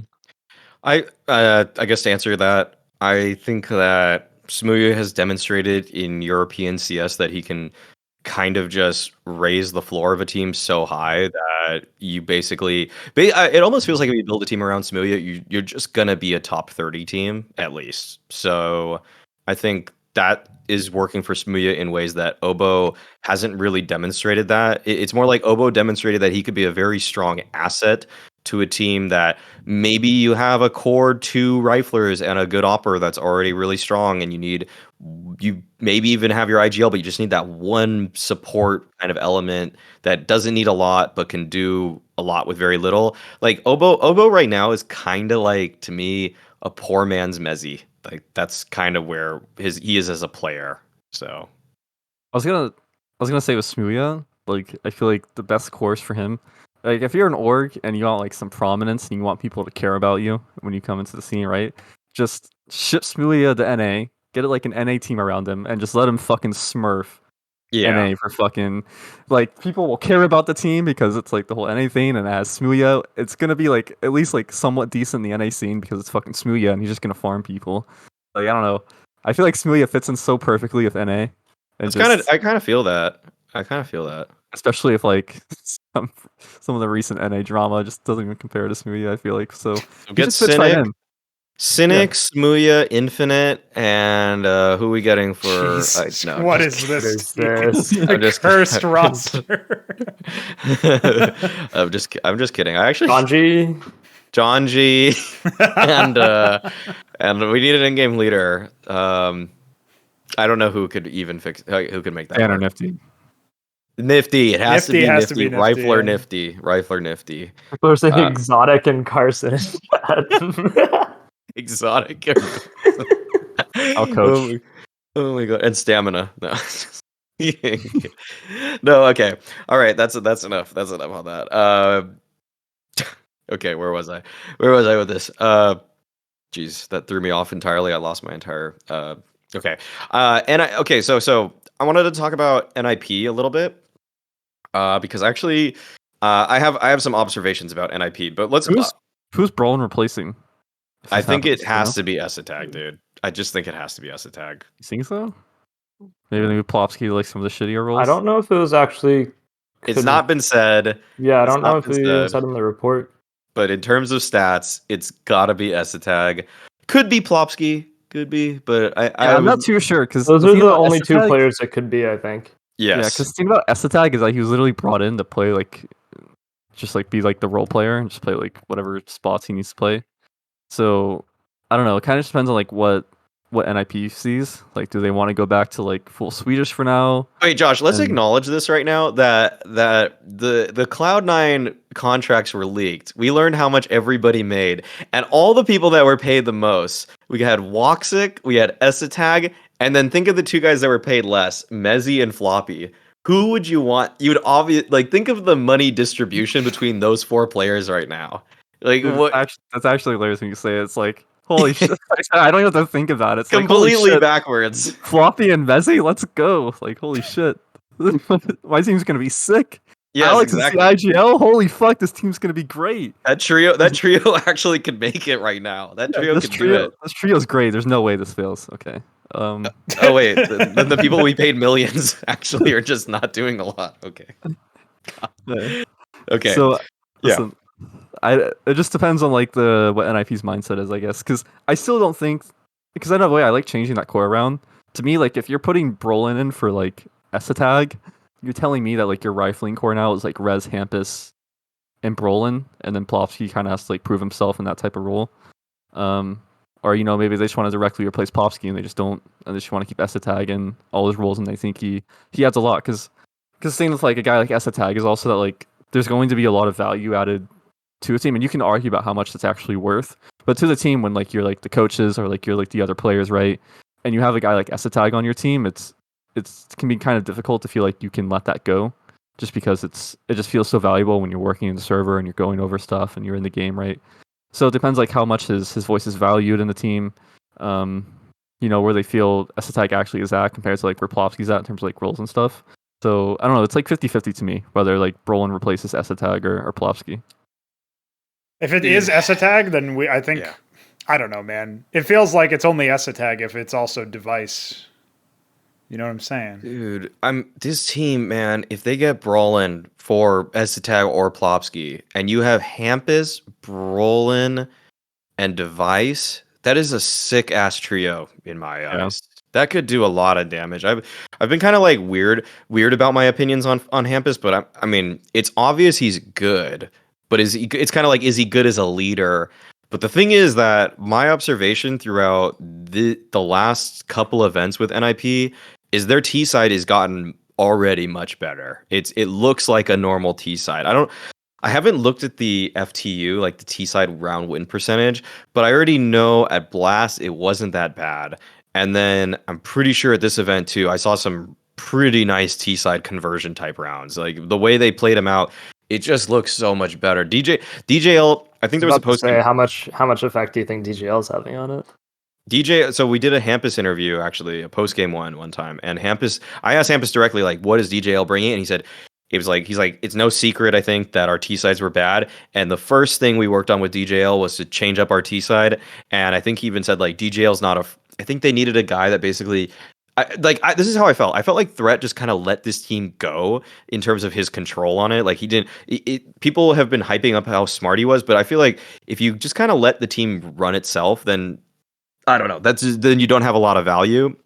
So now DJL, I think, is willing to yell at people or at least just put his foot down on how the game should be played. And then Threat's in the back now, just devising new strategies or maybe anti-strat. Like he's like a strategic advisor kind of role. I forgot the exact position title, but he was just like head of strategy or some shit. Like yeah. So like, dude, they look better. They simply look better. I'm not rooting for the team yet, but I am close. If they get Brollan, I might start kind of rooting for this team to do well, and Device returns. If Device returns and they get Brollan, this is a team I'm really excited to watch play.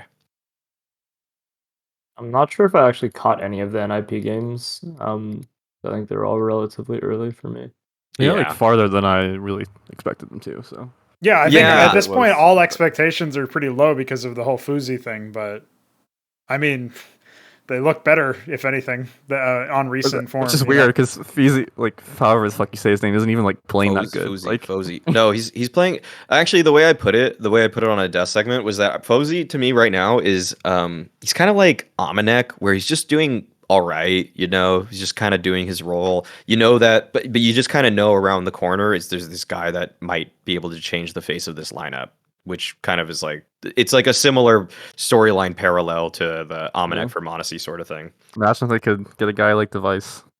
I know, no, once Device gets in, this team is like suddenly weirdly good.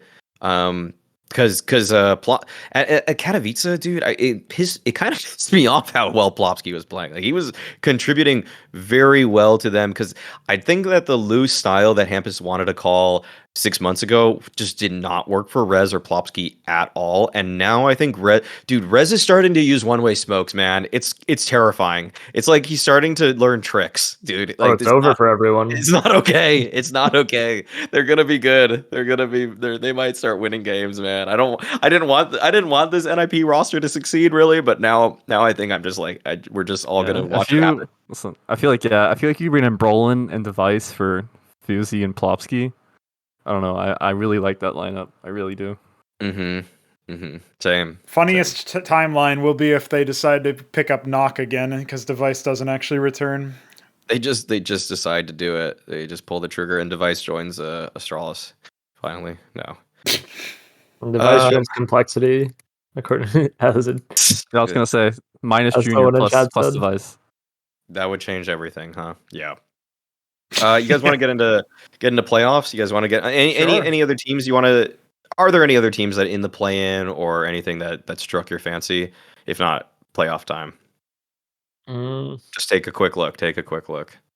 I'll say this one thing while you guys look at this. Actually, I'll bring this up if people didn't see this during NIP, like the interviews or anything. Hampus had an ear infection for this entire tournament, so Paula and I kept joking, kind of like. Because Paul is like Hampus's friend, and so he would kind of tell me like Hampus is just like, yeah, we didn't really think we'd get this far every single day that they keep moving forward, basically. And he's like, yeah, my ear is in like severe pain every day while we're playing the game and stuff like that. So he was just barely making it through these games, and actually.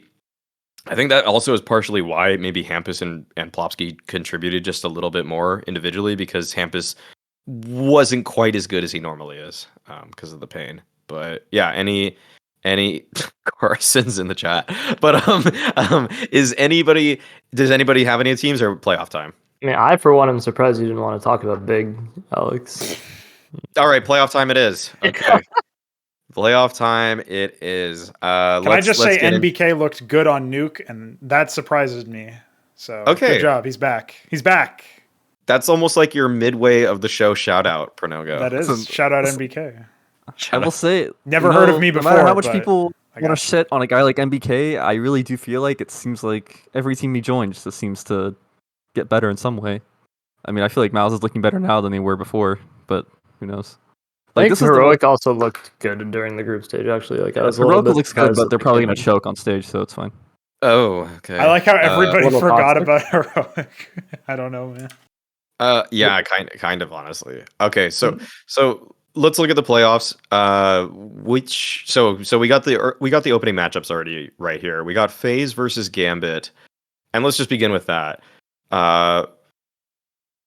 Man, this is kind of a tough one to call for me a little FaZe bit. Gambit, that's like 50-50 for me.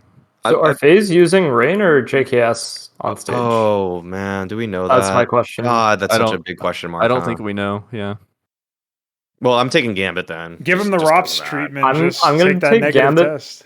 because they've warmed up throughout the tournament. There was an interview that Groove did that was translated by someone on Reddit that was actually kind of interesting, where they basically said their preparation for the event wasn't great because players were taking turns being ill before it. And so when they came into the event, they hadn't really prepared for a lot of the teams they were playing, and they sort of started focusing more on that as the event progressed, and you could kind of see that in their results. Even like they got progressively better throughout the tournament as a whole. Yeah. So for me, I think one concern is them playing in front of the stage, because obviously this is really their only second big arena event after the major, and they obviously didn't do that great on stage at the major. So it does make me wonder how much, like whether that experience was enough for them to sort of not get started or get shaken on stage this time around. That's probably a bigger factor than the individual matchup against FaZe in this case, especially if they end up using JKS over Rain. But in the end, I think Gambit do take it. It might be a 3-map series, but I have them edging it out.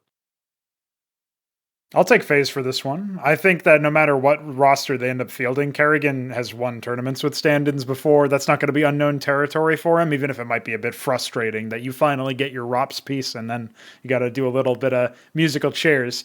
But I think that, FaZe have the edge in experience. FaZe have the edge in, veteran status, no matter who comes in, because JKS has obviously been around the block as well. And Kerrigan's got experience doing the same exact thing that Gambit most fear, which is adaptations mid-game, I think. And I feel like that's probably one of the biggest weaknesses for Gambit if they can't predict the changes that are going to come in, and that's Kerrigan's specialty, really, is finding a weakness mid-map and exploiting it. So personally, I mean, the contingency here is that Kerrigan doesn't look quite as individually poor as he did during the opening stages of this tournament. If he ends up bottom fragging to the same degree, like it's fine if he's on the bottom of the scoreboard, but if he's that far down, you might have something to say about it, and maybe I'll look foolish for picking him. But I do think that FaZe will take this one, and I'm mostly betting on experience and the whole arena thing, and that being a major factor. But obviously, Gambit's no pushovers, even on LAN, even in an arena, so it should be a good match. I can say that with a lot of confidence. Okay. One other quick thing is, I think in an interview that you did that was translated on the broadcast. Yeah. One they of made the me an things. interviewer. I don't know why, but they did. And one of the things you asked about was them sort of being very specific in game about the sort of like micro sounds that happen throughout matches, and really focusing on being able to hear different things during matches. And they even acknowledged that, that's something that we didn't really understand how large of an impact it would have when they moved to LAN in terms of just not being able to hear certain sound cues. So that is a concern when they hit the stage, because that'll be even more impactful than it was during the group stage with the crowd in the background and whatnot. So that is a small concern of mine in terms of how Gambit will be able to adapt to that. But even so, I think they'll just edge it out in the end. I might just give this. I mean, this is a lame, but like my real answer is that I don't think FaZe knows who they're going to play with, and I feel like that just kind of fucks up their prep a lot. Fucks up Gambit's prep too. You don't know what you're prepping for. You don't know who's going. It only makes it worse for me for FaZe. So I also kind of thought about the maps a little bit, and I don't really know what FaZe goes to in this, because they've picked Overpass, which is one of Gambit's best maps ever. They have had some troubles on Mirage, and that's something that Gambit I've seen also pick. I guess Inferno is a map that you might want to pick against Gambit, but the thing is that Gambit, they picked Inferno in one of the series that they played, actually, I thought, or maybe this was at FunSpark. Maybe it was a while ago, but they look good enough on Inferno to me. Like they're very passable on it, and if they can do what they did to Vitality on it, despite the fact that Vitality was supposed to be one of the sickest defenses out there, I'm pretty concerned with what FaZe can do on it. I just think that this is at first look I was gonna say 50-50, but now I'm kind of thinking like 70-30 Gambit. So, Josh, who you got? I still just got a gut feeling that FaZe is gonna beat Gambit on the stage, so I'm gonna stick with it.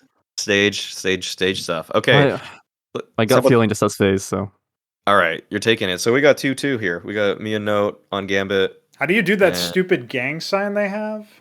Does I have anybody no know? idea. Oh, FaZe like this. Is that it? You're so ready with it. Holy shit. You gotta do that if you're on broadcast. If you're on camera, you gotta learn all the gang signs. Like you gotta. Looks about as legit as that F, Not- dude. That's a graphic designer's worst nightmare is the FaZe logo. Man, don't look at it too closely. You'll never be able to unsee it. I liked it before when it had multicolors, TBH, because now it just looks like it's just kind of fat. It's like a fat F. Like I don't know. We get older as we get fatter, or vice versa. Doesn't really indicate motion like it kind of used to. Now it just is like a weird T and an F. Like it almost looks like a T to me. Why is there a T? Like there's no T in FaZe Clan. All right, VP versus G2. Dude, I'm just taking VP here. Like VP has been like they lost pretty weirdly to Heroic, but I felt like that was an anomaly. But the other games that VP played, dude, they're just so powerful. They're just so powerful, to use the most vague term ever. They're just such a strong and handsome and team that just will whisk you off your feet and take So you dreamy. somewhere. They're just a dreamy team. Okay, that's it. That's my analysis. That's your analysis. They're just so good looking, man. They can't lose. They just look good, man. I want to hear I was gonna Josh's say- prediction for this. I was gonna say VP as well. I think a team like VP is still just too much for G2 to handle, as I feel like I still don't feel like Monacy is like all the way there yet. I feel like he's still kind of struggling to kind of get in the groove of everything.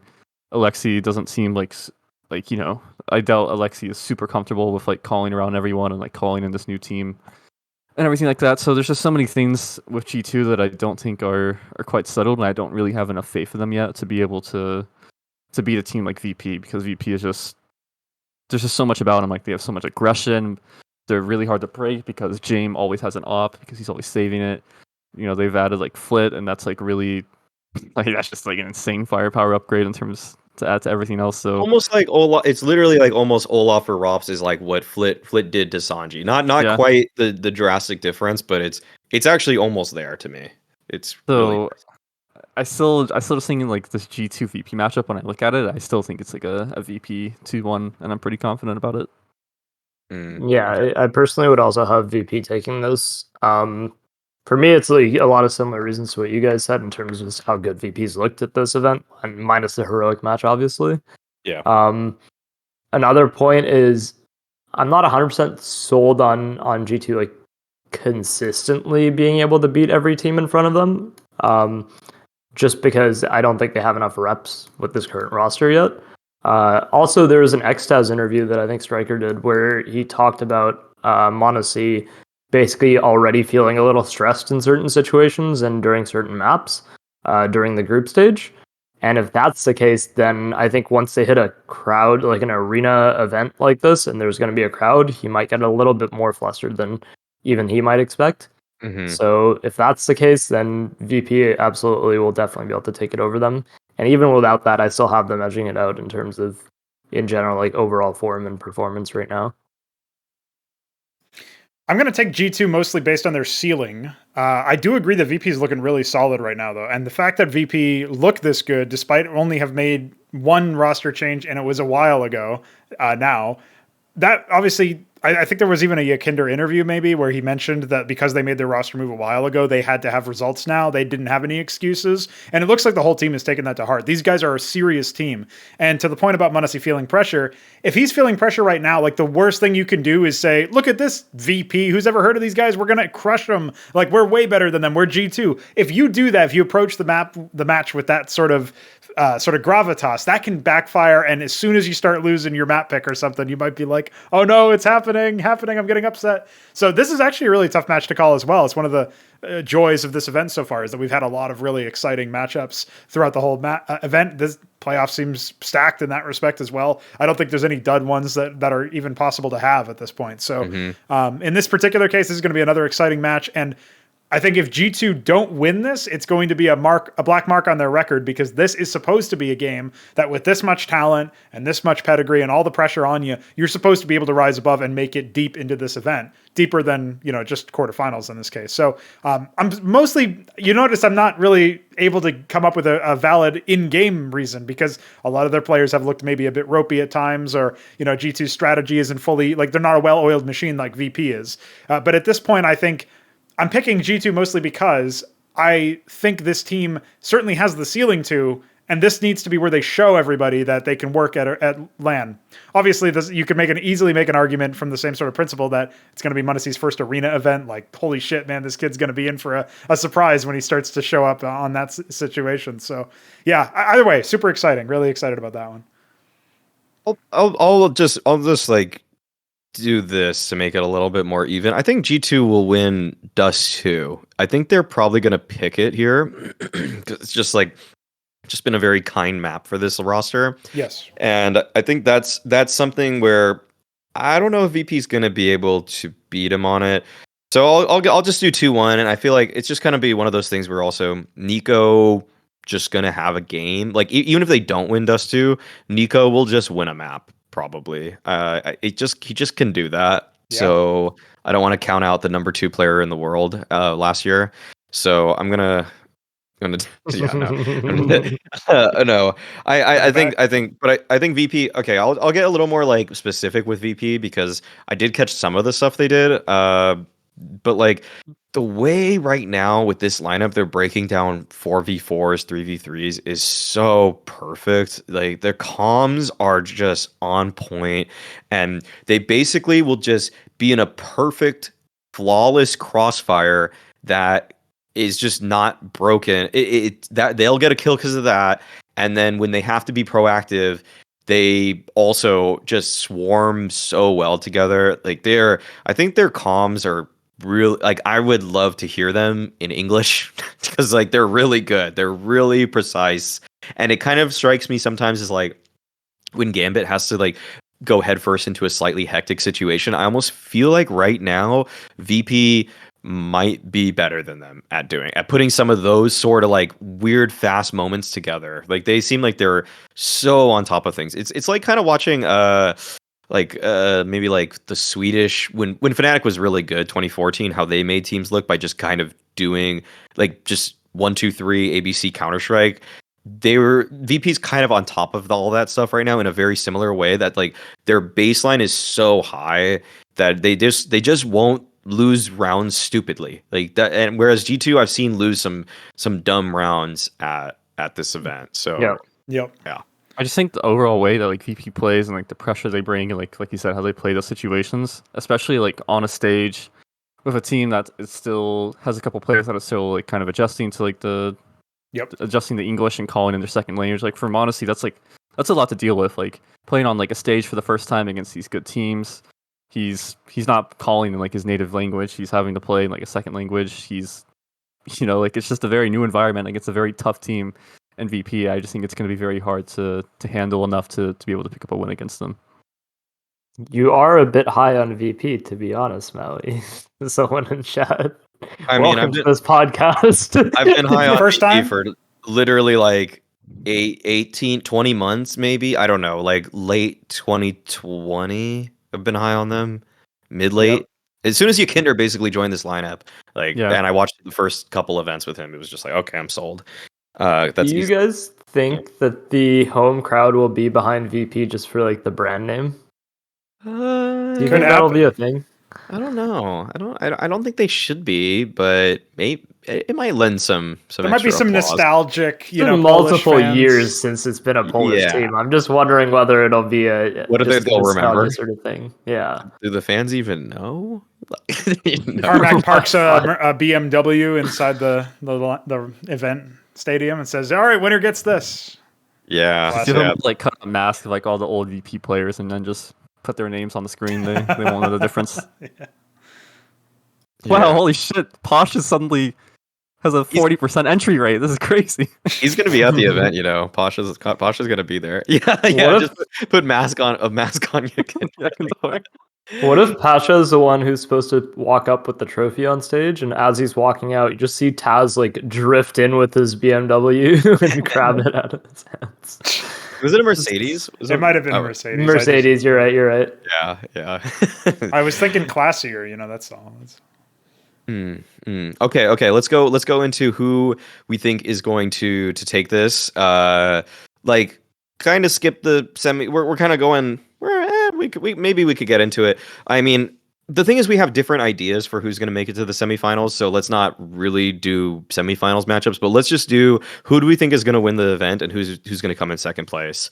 And make it respective to like what's accurate in the bracket, you know, like don't say Navi won VP2 because that's obviously an impossible result. I'll just go first and I'll just say I think Navi are gonna win. Like as boring of an answer that is. I rarely want to take the boring answer, but the FaZe series convinced me that they can just do anything now. Because in map 3, when they were down 15-10, was it? They just brought it all back with near flawless Counter-Strike and then just like we're able to send it to double OT, win it all. Like it just seems like their resilience is so incredible right now, and they kind of like woke up from what happened at Blast completely, where they just feel like they're not untouchable at all. They're definitely not, but they're in a position like they lost to N 16-4. They couldn't get anything going on their T side of Nuke, and but I think now they've powered up. I think they've powered up enough, and I think the fact that it's in an arena and these players are clearly arena players, that's just going to boost them even more. So, does anybody argue with like Navi number 1? Let's just say that first. No, I was looking at this bracket now. Yeah. Also, the fact that they have multiple days off and they get to watch the quarterfinals without playing, I think Blade's going to have a lot of time to be able to sort of add to their book and sort of change up some stuff from the group stage. And for the Navi, that tends to always result in sort of winning some matches in rounds that they shouldn't, or that are just adaptions that they excel at. So. Yeah, the break just makes this a Navi tournament because of what you're saying. Okay, let's just do this. Who's coming from the other side of the bracket? Is it FaZe, Gambit, or Heroic for the second place slot? FaZe. Okay. That's like the boldest. That is the boldest pick. Yeah. That's the boldest possible pick. But maybe it might be Navi. I can tell you the finals right now, like what's gonna happen. So FaZe is gonna get to the finals, and it's gonna be FaZe versus Navi. And so I think most likely what happens is FaZe wins one map in the series, probably like 1917, maybe on Overpass. Seems like a good map for it to happen. And then the other 3 maps will just be Navi winning like 16-8. Oh yeah, it's best of 5, of course. Yeah, and so that'll be the final. Wait, why'd you have to remind me? I didn't know that. Oh, it's best of 5. Oh, it's best of 5, dude. Then the Navi win this for sure. Yeah. Like literally no chance. You get like a 16-8, like a 16-9, maybe like a 16-6 or something in there, and then you'll just have FaZe win one map, like 1917. Twist has 50 frags. Why couldn't Prof have done that as part of his deal with Carmack and been like, no more best of 5 finals outside of like Katowice and Cologne, please? Outside of I don't know, man. Well, this is at least an arena. This one's fine. Well, I mean, it's not about the arena. It's more about there should be like 3 events a year that have VO5 finals, in my opinion, which is like Cologne, Katowice, and like maybe the major. I guess there was the fact that this is Katowice. You could make an argument. At least then it would sting less if like every other ESL event in the last year hadn't been also a best of 5 grand final. That would have been nice, you know? As far as predictions are concerned, I think just with current form, I think Heroic look actually for once have sold me on possibly making a grand final appearance. I'm not sure I've actually ever predicted them to make a grand final from their previous bracket appearances, but in this tournament specifically, they actually have looked very good. So I think with the time off that they've had, it seems to have actually done a number on them in terms of being able to improve over time. And so I think given that FaZe will likely have to use JKS for Rain, and that Gambit are still like kind of inexperienced on stage, no matter which of those two teams advances, I think Heroic can edge out that match. Just because I think their map pool is good enough to be able to compete with those teams and like generally take those matches over the line. Okay. Yeah, I think. Yeah, I kind of also like. I just like Man, I'm actually going to be really excited for if Mix's prediction doesn't come true and it's a Gambit Heroic semis. I'm really excited for that matchup. I just love the way they clash in terms of styles. It's hard for me to pick the team.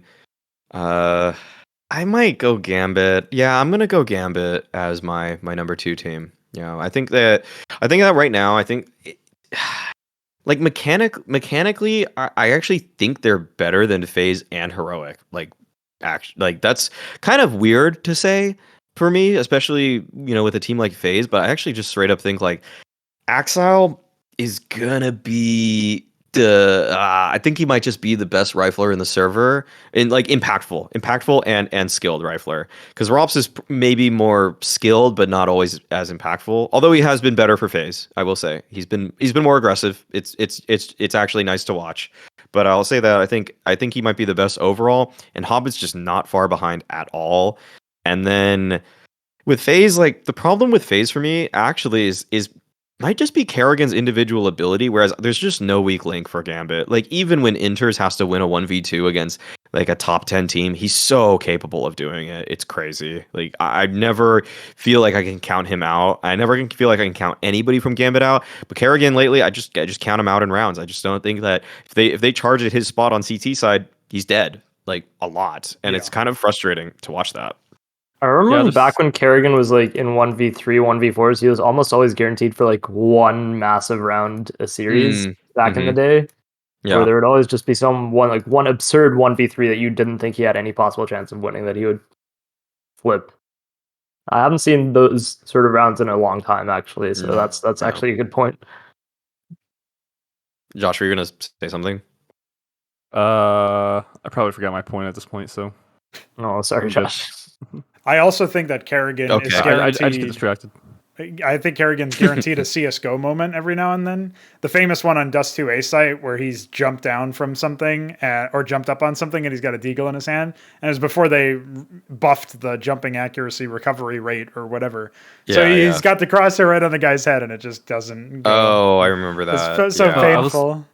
I was going to say, I feel like a lot of the time teams don't abuse like a player like Kerrigan as much as they could, especially like on CT side. It's like I feel like sometimes I see teams like they're doing a good job like faking map control or something, and then Kerrigan's just like all alone at B at like the start of every round on a half, and eventually, obviously, if you hit that like once or twice, FaZe will like change it up and they'll probably add something to their setup. But I don't know. I feel like a lot of teams often don't put as much focus as they could into just like, well, let's try to isolate Kerrigan on this side of the site, like or just any IGL or like weak player, because obviously there's always a chance you like try to hit them and they just hit like a sick 3K on you because they're still good players. But I just think a lot of teams just don't take enough advantage of it. Like I remember one thing I liked about Vanity a lot was like we were on the same page. We're like, dude, fuck it, let's just charge at the shitty, like let's just kill them every round. Yeah. It's a more pragmatic approach than many teams probably recognize. Okay. In fairness to Kerrigan, he is probably one of... I've softened in my age because I used to really despise when pro players would abuse crowd noise, because that was always like, oh man, that's almost cheating, like in my head. But I've started to, because you just accept the rules of the game eventually, like I've started to grow an appreciation for when pros are really good at that. And honestly, Kerrigan's really good at like sussing out positions or like checking corners when the crowd starts going, whoa. And there's like that Oh, here we go. No. Shout out Astralis. Shout out Astralis. Yeah. Shout out All Astralis. finals. There you go. Yeah. So yeah, I mean that's also a classic one. But I feel like with Kerrigan, I don't know, man. There's just like there was that controversial Cadian clutch against Gambit for Pro League online, and Vu. Controversial being Vu said Yeah. it wasn't good and everybody else It loved wasn't. Yeah, it was terrible actually. But Vu mentioned as one of his key points that like the guy doesn't even get the knife because the crowd goes oh, and that's one of the reasons why he thought it was a bit illegitimate. And whatever, you can have whatever opinion you want on that. But I thought like, yeah, actually, now that I think about it, that shows what a difference maker the crowd really can be. And ideally, it's not in a negative way, the way that the Astralis crowd was at that Blast event last year. But still, if it's just a neutral ground, which is exactly what Katowice is right now, then you really will see some explosive moments like that. I think Kerrigan's one of the better players at doing that. Even still, I actually will take Heroic for second place because at this point, like, it's hard for me to say that like they'll do it based on numbers, because if Gambit makes it over FaZe, and I did predict FaZe over Gambit. If Gambit makes it over FaZe, it's going to be a harder matchup for sure because of the stylistic clash there. But if FaZe make it, I do think Heroic will take it.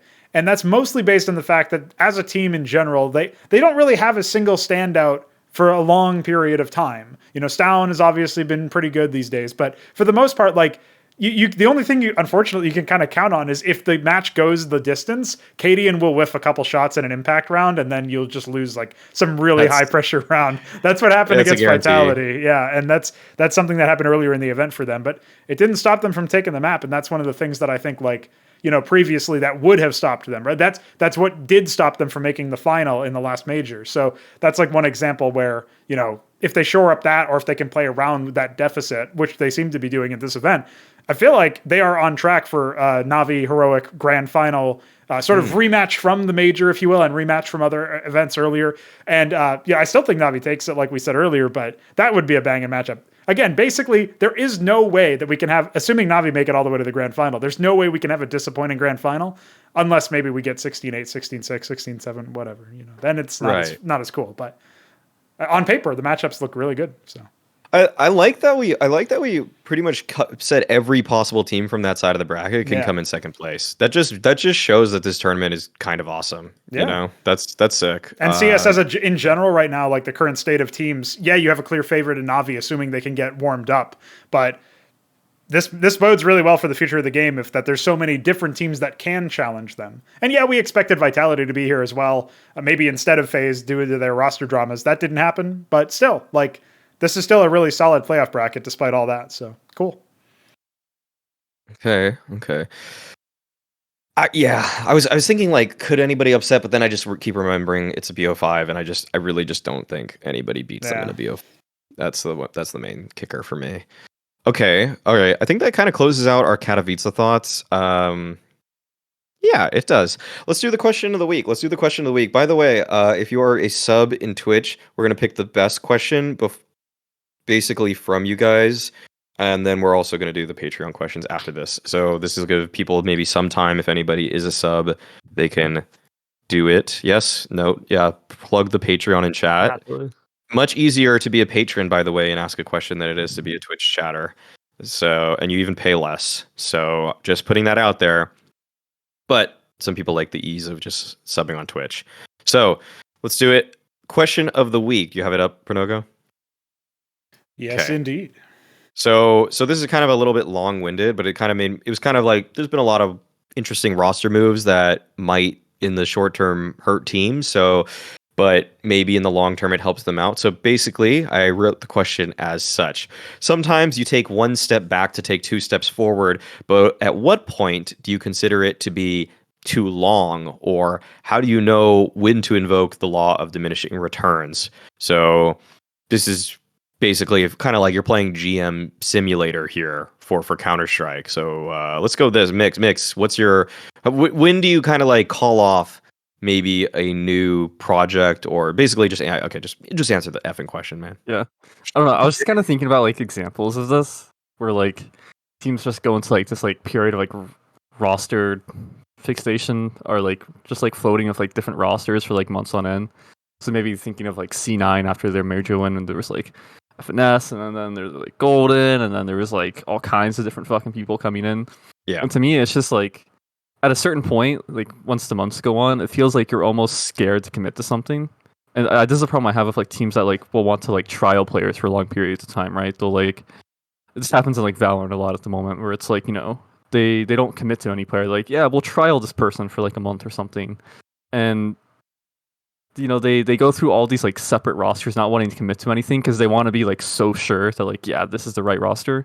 Mhm. But at a certain point, I feel like you're just not actually giving any of these rosters an actual real chance because you're just sitting the idea of this like pressure of like, well, this isn't permanent and this could change at any time, and you're just on a trial, like this isn't like a set thing. And so when you're just going through these motions and you're scared to commit to something at a certain point, like it becomes worse to like not commit to a roster because you're scared it's going to be bad than it is to just commit to an actual bad roster. Like, Yeah. you know what I mean? Like at a certain point, you just gonna be like, okay, fuck it. Like even if this roster is like maybe kind of shit, we just have to commit to it and see what we're actually working with here. Because at the moment, when you're just swapping people in and out, in and out, in and out, and you're just trialing people and no one's ever set, there's no future. You're not actually like on a team. You're just fucking. Mhm. You're just swapping out players. You're just You're on a playing like pug. pug style. Yeah, Yeah. like you literally can't build chemistry. You can't build like actual teamwork that way.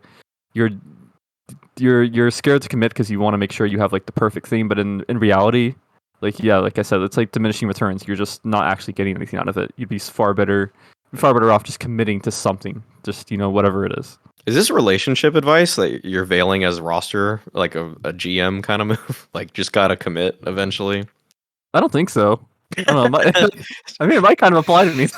Just kind of thinking about it. Yeah, I'm not just gonna stop lie. When trying you it. first posed this question, Mau, I was thinking like, because you didn't have the qualifier when you wrote it out. Like, yeah, by the way, this is about CS:GO rosters. I This was is like, about wait, Counter-Strike. is he talking about like my life choices? And do I have to start, existential crisis mode activated, bro? Come on. I've been Okay, watching a lot of shit about the universe, so I like that answer, Mix. It illuminates the fact that you have to obviously spend some time with the team. So, what would you say then is like the amount of time you want to give to a roster so you can at least find out what the core of that roster is?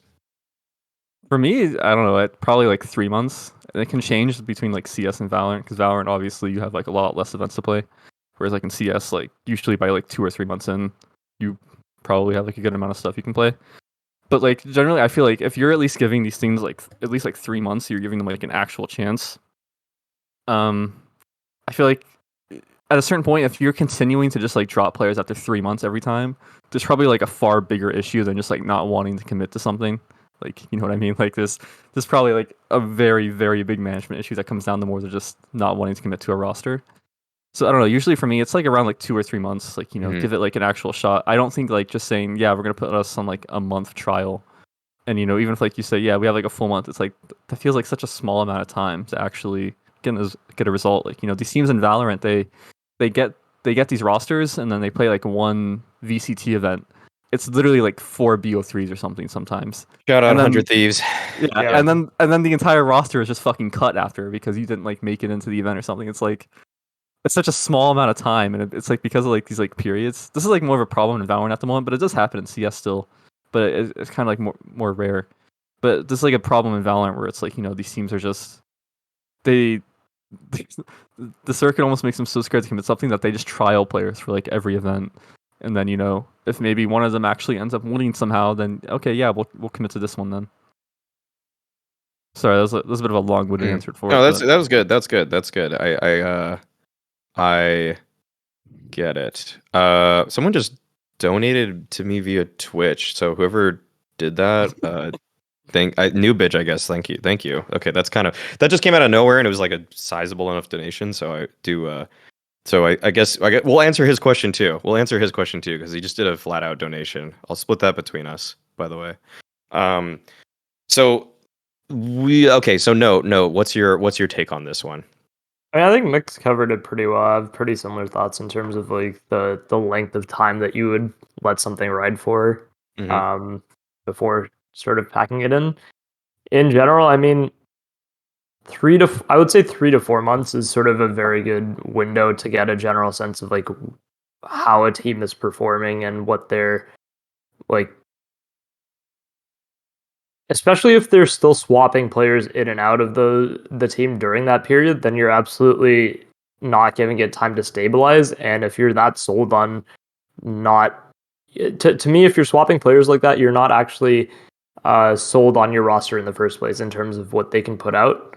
And just changing one player repeatedly won't really do anything to stabilize that, unless, of course, you have 4 key pieces and you're signing like Nico and replacing your lowest performing player or something. But even then, it's just, when it comes to sort of making substantial changes, I think Mick's covered it pretty well in general. So I would end up echoing a lot of his sentiments in that sense. I was gonna say also, when you're like trialing a player, I feel like it gives you much more of like an excuse for the rest of the team. Like, you know, like you get like bad results, like your team's performing well, like even if like you're not doing it like consciously, it's so easy to subconsciously just be like cast so much of that up to like, oh, we just have like a trial, or like, you know, if it's not working, we can just swap this guy out and just keep trying new people. You know, it's like that type of thing. It can make it very, it can lower like your self-reflection a lot. You're just like chucking these issues off to a bunch of different things. Okay, Prano, you have... Sorry, I was gonna say, like, in terms of this, it also just pertains to something where it's like all these teams need to like, they're all just going for like the big home run lineup, right? You know, that's like that's what they want. They just want like the lineup that really hits and, you know, really drags them to the top. But like a lot of these teams and like lineups and people that are controlling it don't really understand it. Like a lot of times you really do have to just walk before you can run. You know, you need to get some type of foundation and base under you, and then you can go from there. I agree about the time frame, especially the 3 to 4 months thing. That's especially in Counter-Strike, that seems to be the sort of, that's the consensus. I feel like a lot of analysts think like, okay, let's see how they go for a couple tournaments, and usually that's about how long that takes. And you kind of know what their peak is or all of the problems by that point. And if you can't act on it at that point, like, well, maybe your fate is already sealed. I will just say that the problem with that time frame, that sort of fast and loose rule, and actually a good example of this was the old MIBR core back when they were still, you know, Fallen and company way back, is that they would basically, you know, they would change one of the old guard, or one of the, like the newest scapegoat player. They would change the coach. They would change the manager. They'd change something and then say, hey, look, we got some changes. So wait for 3 more months, please, or whatever. And that would buy them time to maybe not have any good results. And, you know, you can kind of liken this to the old NIP core before the device move as well, where they were also cycling out like just one player who was new to the roster back when it was full of the legends that were past their prime. You know, that kind of stuff does happen. And it's like, you know, the Virtus.pro and similar teams, you know, you can kind of count on one hand how many rosters made it work again after going into a very noticeable slump for a long time. And I'm talking about the old Polish VP, obviously. So, you know, you can say the Astralis sort of set of eras, if you wanted to even, you know, have the Blastralis thing as a separator, a divider. Like that's an example of another team that was able to do it without a roster move. But still, like those are so rare. It's fine to want to aspire to that, but you do kind of have to know, like, is that realistic? Like, are these, if you've never even been to the top and you're slumping already, you're probably, you know, the way you fix that, I think, is shuffling the pieces as opposed to sticking with it and hoping that you go even higher than you were before. I think that's probably one of the main things that sets the teams that did it again out of nowhere with no changes apart from the teams that inevitably don't. Okay, I don't think I need to add too much more to this. I think you guys covered a lot with that pretty thoroughly. Good stuff. Good stuff. Let's get into the Patreon questions. Actually, let's just do the Twitch question first, because I got it right in front of me. So Prof in the chat, because this is actually kind of relevant news. I don't know if this is. I want to. He says, I don't know if this is even relevant news, but it is. But Koosta apparently is back playing CS. Do you see any chance he bounces back, considering he and Automatic were playing pretty well in that last Gen G lineup?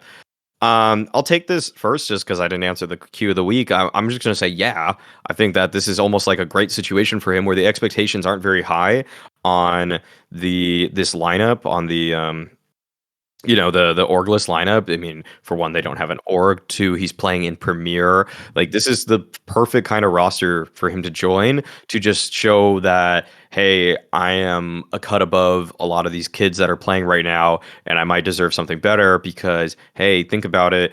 What do a few of these kind of NA rosters right now need is like a stable fourth rifler player. Like, think of EG. I mean, they would want someone better than then koosta for Breeze's roles. But if he can do it, then fair game. And think of Liquid.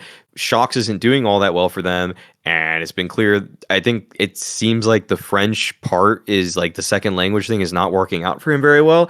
Koosta seems like a much more reliable player in my eyes right now. Maybe and yeah, playing Premier, he'll get caught up to date on some of the kind of modern meta stuff because he was away for the game for a year and a half or so. But I think that this is a really cool career move for Koosta, even though obviously he's taken a pay cut because Gen.G were obviously paying him and flying him out and stuff like that. But I think if you, like, I've heard this behind the scenes, like Koosta was not too thrilled about playing like Sentinel type roles in I was gonna say Overwatch, in Valorant. Like, so this is like, so if he's just doing what he loves again, playing the game that he likes more than the other, then I think this is really cool. What do you guys got? What kind of timeline is it that Koosta is now is this Darth Vader? Is Koosta Darth Vader? He's the savior of NACS for Team Liquid specifically, but only after Valorant comes out and like the whole fucking prequel trilogy. He went to the dark side to come back to push Palpatine off the edge. Yeah. Shox is Palpatine. You heard it here first. Spoiler for episode 6, but if you didn't watch it, like, I don't know, that movie's like 50 years old now. 40 maybe. Yeah. No, I agree with you. I think Koosta coming back is honestly good for NACS in general, but also just for him as a move. From every player I ever talked to that played with Koosta, they were all high on him in terms of what he brought to the team and his versatility and what he was able to just do in general. I think even Josh, like Steel specifically, back when he played with him on Ghost, was super sold on him. And for me, that was just, when Steel gives high praise to a player that isn't established, I kind of take that as a pretty solid indicator of how well that player can perform going forward. What I'm unsure of is whether Koosta will be opping over Minus in this team. From my understanding, that could be the case.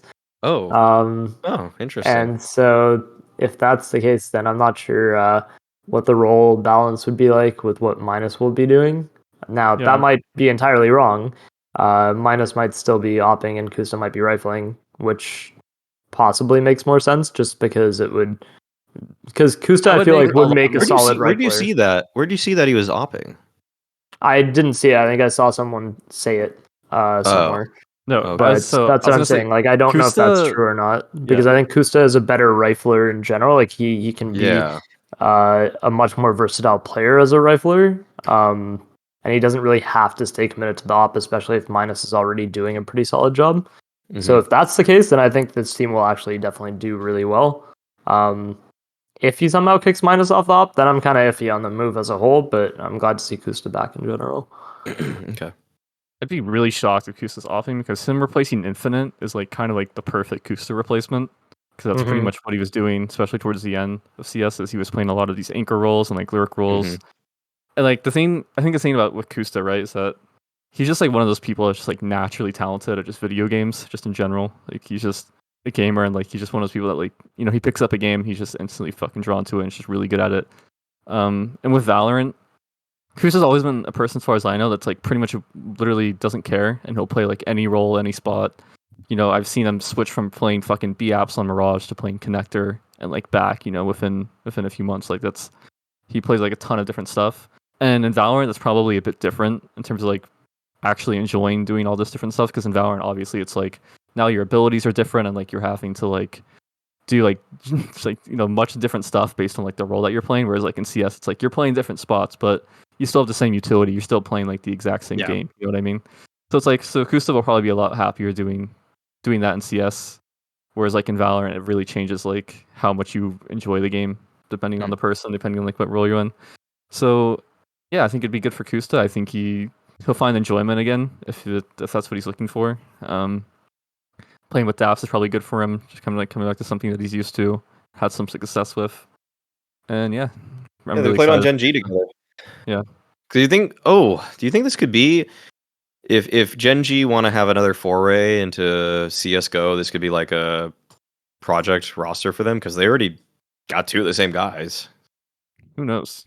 Complete speculation, but just this could be one of those secret partnerships, the way that Crazy has been secretly backing Gorilla. Oh my God! Is Flashpoint coming back? Is Gen G coming back? And then is Cloud9 shit. gonna pick up a roster too? Oh Maybe my Contact will buy Crazy's Gorillas. Spoiler Yeah. alert, no. I gotta go. I think Ryan actually even just tweeted that the Flashpoint website doesn't even exist anymore or something Yeah, like yeah. that. I think someone said that. It's just been yeah. DDoS because it's so popular, guys. You guys are haters. Yeah, seriously. Like people just keep DDoSing it, whatever. Let's get into the other questions. Let's get into the other ones. We got 3 patron questions, if I'm not mistaken, right? Well, just So- double check that first one because, like I said, that guy's a new guy, hasn't yet been charged. Oh, okay. So someone hasn't been charged yet. Do we want to give him the treatment or do we want to make him wait? You know, that's up to you. I think it's a bad. I think we said before it's a bad precedent to do it before people pay. I think we've said that Fair before. enough, So we'll let like they have to get charged first. We'll and save also it his for the question next his question's kind of eternal. Like it's not going to get outdated or anything. Oh yeah, so, yeah, fair enough. So let's just move on to the usual suspects. Yeah. We got firsoch, first one. This guy's been a long time patron, probably one of the longest. Yeah, he's out the there. longest, if you remember, because you said that I was going to fact check you, and then I said I wouldn't fact check you. So that's the But you consensus did. now. No, I have no idea. But he is. Wink, But he wink. Okay, so is. firsoch, the longest standing patron. How do you rate JKS's performance at the Katowice play-in and main event for the maps he did play? Would you slot him into a top 10 team right now? Well, first, I'll say what I thought of him at the play-in, while people maybe think of the second part of this question. I mean, I think he played Rops's roles quite well, like kind of how you would want for a stand-in to play, where he didn't really F anything up, but he also didn't really take a lot of initiative. I checked back like a couple of the demos for him and just kind of saw like really standard movements, like not taking too many risks or anything. I don't think so he only played a couple with FaZe, and I only watched wait a second. So he played 7 maps. I probably watched 3 of these maps. So of the ones I watched, he looked pretty good. But now that I'm seeing the stats of the ones that he didn't do well on, that's kind of concerning. Like he went 9-20 on Nuke against Mouz. But then again, Mouz were kind of good at Nuke. So I don't know what he did there or what happened. But yeah, I think he did his roles admirably, and the fact that they were able to beat Liquid and beat Mouz with him as a contributing member, not just a member, but like the games I saw, he put up some numbers. Like he put up, he went 18-10 against Liquid. He went 17-16, 26-18 against Mouz. Like that's good. He's a tier 1 player still. Yeah. So would you guys put him on a top 10 team though? That's the big problem because I've looked through the HLTV top 10 and I've even cheated a bit and gone below that because obviously that list is in flux. The only team, I mean, Fnatic is 14. They're not going to be 14 because they benched smooya. They're losing Brollan most likely. Like maybe you could make an argument for him there, but that's not going to be top 10. So OG is 10th currently according to HLTV. And that's the team that you might say, okay, you can see an argument for putting him in there. But then you would be replacing Valde most likely if you wanted roll for roll, like anything close to roll for roll. And you don't really want to replace Valde. Like maybe you could say JKS reinvent yourself and replace Danish Nico, but like even that is a gamble because you would still have to do something different than what. Yeah, even then it feels like you're. you're getting like complexity JKS. Like once again, if you're just putting him with Valde, you're just kind of like in the same situation. Yeah, it's a side grade at best. I feel like. And it's like even with Fnatic, it's like. Oh man, I don't know because they already have Alex, Crims, and Mezzi, right? So it's like, does JKS also fit in there? Like, what do they want to do with that? And like, yeah, I don't know. It's very tricky for me to like look at where like he would actually slot into in Europe. Yeah, I would have said Mouz before they got MBK, but now. Yeah, I also would have said Mouz, but their roster looks like they're kind of locked in right now, anyway. So. Yeah. I guess like an Ents maybe. You could make an like argument for Ents. Ents because they're English speaking. Yeah. So That just doesn't make any sense to me, but yeah, that's kind of where I would go for him. I don't really know much about Ence's roles, so I couldn't really say for who, but guess like Deha, but that just feels bad. yeah, I guess I don't know.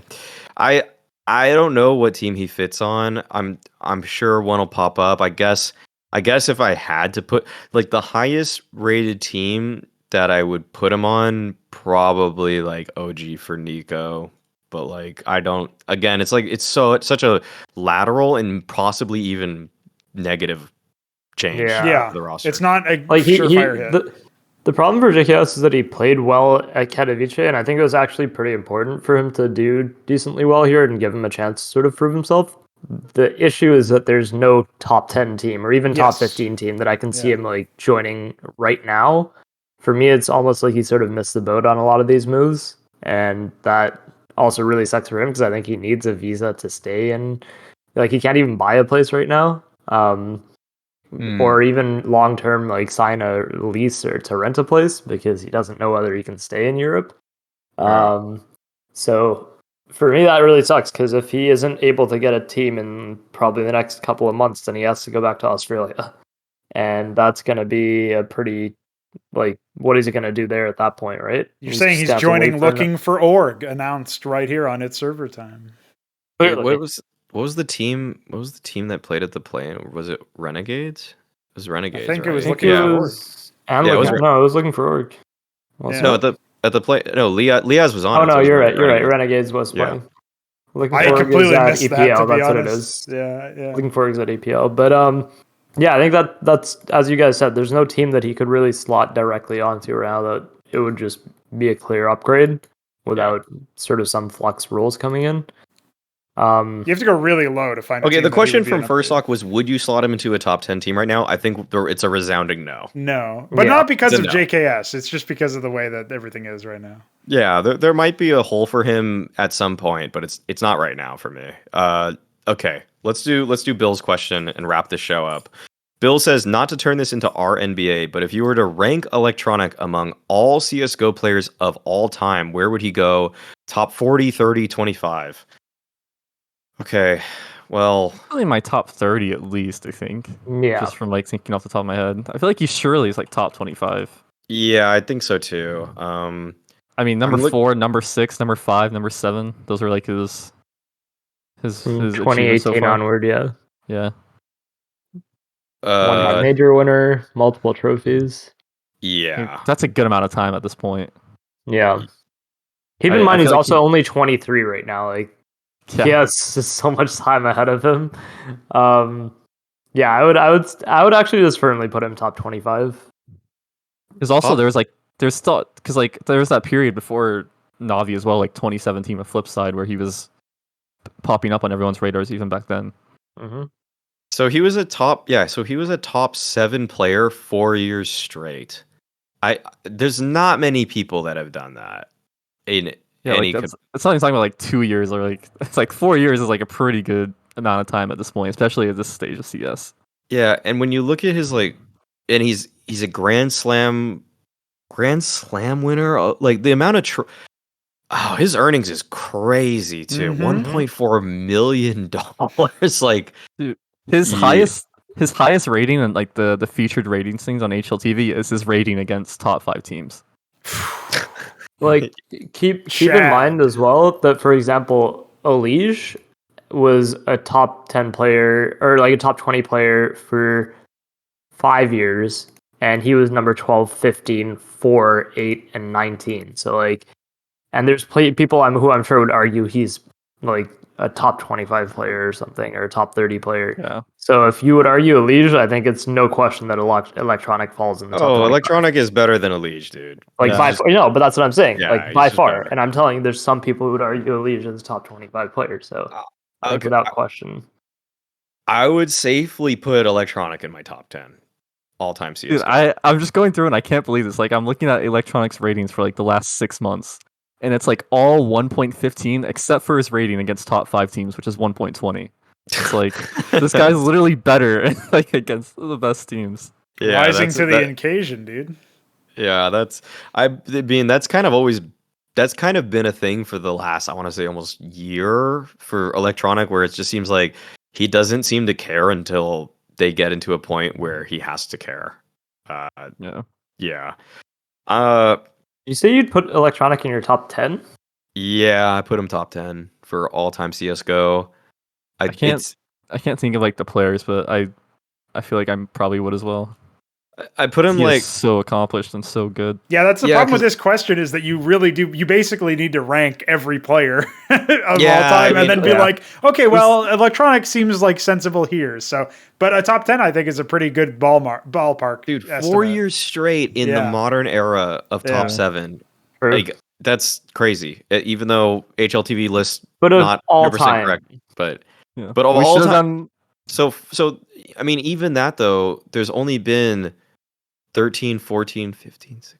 You have like Fallen, Device, Simple, Ziwu, Olaf, like Dude, I Get don't know. right, Kenny Get S. right. Maybe. Forest. Yeah, I mean that's the thing. I would put Get Right ahead of him. I would put probably I don't know if I'd put Forrest ahead of him. In terms of accomplishments, it's actually not that much different nowadays. Like I would say definitely top 15. I don't know if I would put him top 10. I would have put to him actually write out a list. Yeah, exactly. I put him above Forrest in CS:GO. I put him above. Yeah, Like yeah, a above 1 hour Forest and segment CS:GO where for it's sure. like we ask the Yeah. question like, well, first to answer this, we need to draw out our entire Yeah. top 50 list together. And here's the next 2 hours of the show. So Forrest was a top 10 player, according to HLTV. I think 3 times. In 2013, he was 2. 2014, he was 7. 2016, he was 7. 2015, he missed the list entirely. No, he has 4. Oh, He was where's- number 16 in 2015, Oh, 16. Okay. Oh, yeah. Okay. Okay. Okay. and then he Okay, was number 7 the next year. So he made it 4 times. So he's done it 4 times. Electronic's done it 4 times, but Electronic did it higher. Like higher. He didn't get Electronic never got second, but he was top 7 or better 4 times straight. So yeah, I mean, Yeah. okay.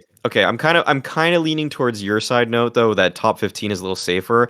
I do value this era. Like the fact that he's done it 4 years straight in this era seems so much harder than doing it before. But and I mean, the fact that he was top 7 4 years straight, Forrest was top Yeah. 24 years straight. I value top 7 4 times straight higher. I think that's Yeah, just yeah, of numbers. course. Yeah. I mean, I'd agree I'd put him above Forest, but just in general, I think that if you're looking at an all-time qualifier, there's like a lot of players who would fall into the top 10 that are sort Yeah. of like borderline. Yeah, I guess so. Can't really argue with that. Okay, I think we answered that question thoroughly. Like top 15, right? Anybody? Yeah, Minimum like top 15. minimum top probably. 15. Yeah. He might like it's kind of like to me. I'd probably guess right now if I had to make the list, I'd probably do 9th or 13th, 9th to 13th. Yeah, I'd agree with that. Yeah. Okay. All right, that's gonna wrap it up. Let's do shoutouts. Who do I want to go first? Prenogo, what's your shoutout? I just want to point out that you always pick me first for these shoutouts as I'm writing the timestamp for the shoutouts. So I always have this awkward 1 second stutter delay where I have to finish typing and then I'll tab real quick to unmute. I should my just do keyboard Mix is- every time first for the shoutout. 'Cause he My just does keyboard is the loudest thing on this planet, you have to remember. So you guys Okay. probably hear it sometimes, but the stream doesn't. So don't worry, I got you. Anyway, Mix, what's Okay. your shoutout? Yeah, Mix. Shout out Junior, fuck the haters, top 5, 2023. Okay, yeah, give him a Oh my year. God. Give him a year. Okay. No, what's your shoutout? I had no shout out prepared here, so I'm gonna say, you know what? Shout out Gambit's YouTube vlogs. I haven't watched them, but somebody recommended them earlier, so I will watch them. So you don't even know what they are. Apparently they're good. Terrible. Apparently they're good. Shout What if out, they're shout out, awful? good content. There you go. Okay. You know, Gambit had Um, this really amazing video back when Zeus was still on the lineup, and they had subtitled comms from their games, basically. And that was when I realized that Russians actually call the giant pipe on, the pillar on B-side overpass, they actually call that dick. So there you go, some trivia. Oh, Wow.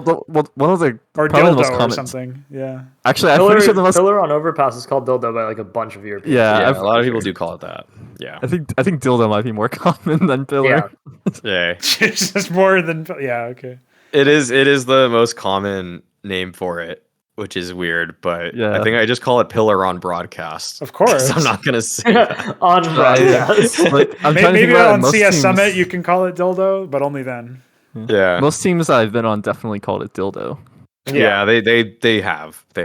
Yeah. Okay. But usually, if you call it pillar, people know what you're talking about as well. So Yeah. I tend to Twitch just say pillared so I don't get in bad habits. photo. Same. Good idea. I'll do my shout out. Pronogo, you can go last. I Oh, actually okay. will shout out. And this is a shill. This is shill. This is just because I worked with them. I'll shout out ESL for putting obviously a little bit more work into making their broadcasts better. There was side content this time. Like I conducted interviews, which I guess Note saw. I actually conducted interviews with 4 different teams. And I guess some of the content got played. I guess some of the teams are still in the tournament, so that maybe that's why they didn't play them. But I interviewed Heroic, Gambit, VP, and Furia. The Furia one I don't think ever aired, but I don't even know if I watched the Furia games close enough to know. And the fact that they put a B stream desk is nice, but they need to hire a different producer for that. I'm not going to say anything more about that, but they need to get somebody a little bit better. But I'll say that it's cool that they like put this huge ensemble cast together, because it's sick to have like the environment to work there at the studio was pretty sick, given that there were like 20 talent running. Must be around. banging, yeah. Yeah, it was a cool. It felt, no joke, it felt like a campus, because there were just players. It was so many just industry people, like production, the talent, the players. Like when I went over to the hotel that the players were staying in, and I just like hung out there for a while, mostly with Apex and a little bit with like the Navi people, and it was just kind of sick seeing all these people moving around, and just like it feels kind of like what I imagine things felt like in like 2018, or whatever, when things were just looser and people were just everywhere all the time. It was cool. Pronogo, what's your shout out? Pronogo. So yeah, my shout outs ESL for putting forward putting a foot in the right direction, but not necessarily nailing it in every respect. But the fact that they're trying is indicating that hopefully some good things are to come of this controversial deal. There you go. I'll say shout out Prof for fighting the good fight. Rage against the dying of the light. You know what I'm saying? Fuck those round robins. All right. He fought for a couple of things. Like he basically also just said like, yeah, well, he basically just said like to Carmack, like, yeah, the B stream, like it's cool that it happened, but it's shit or something. Just like, Oh my God. yeah, he just did not care. Yeah. Okay. Yeah. All right. That's gonna be it. As always, shout out to the Patreon too. Shout out to the Patreon if you want your questions answered. Be sure to subscribe. I think we've been doing a pretty good job, like 3 episodes a month. I think that's roughly where we're at this year, and that's kind of what our objective was. So And that's with you attending events too, like relatively frequently. And escaping from Ukraine. We forgot to bring that up. Shout out Ukraine. Shout out to Ukraine, and hopefully everybody there is staying safe despite all the action that's going on. It's a scary time, and may God be with you. Fuck it, I'll say it. Just say it. Just yeah. That's how I'm ending this. Yeah.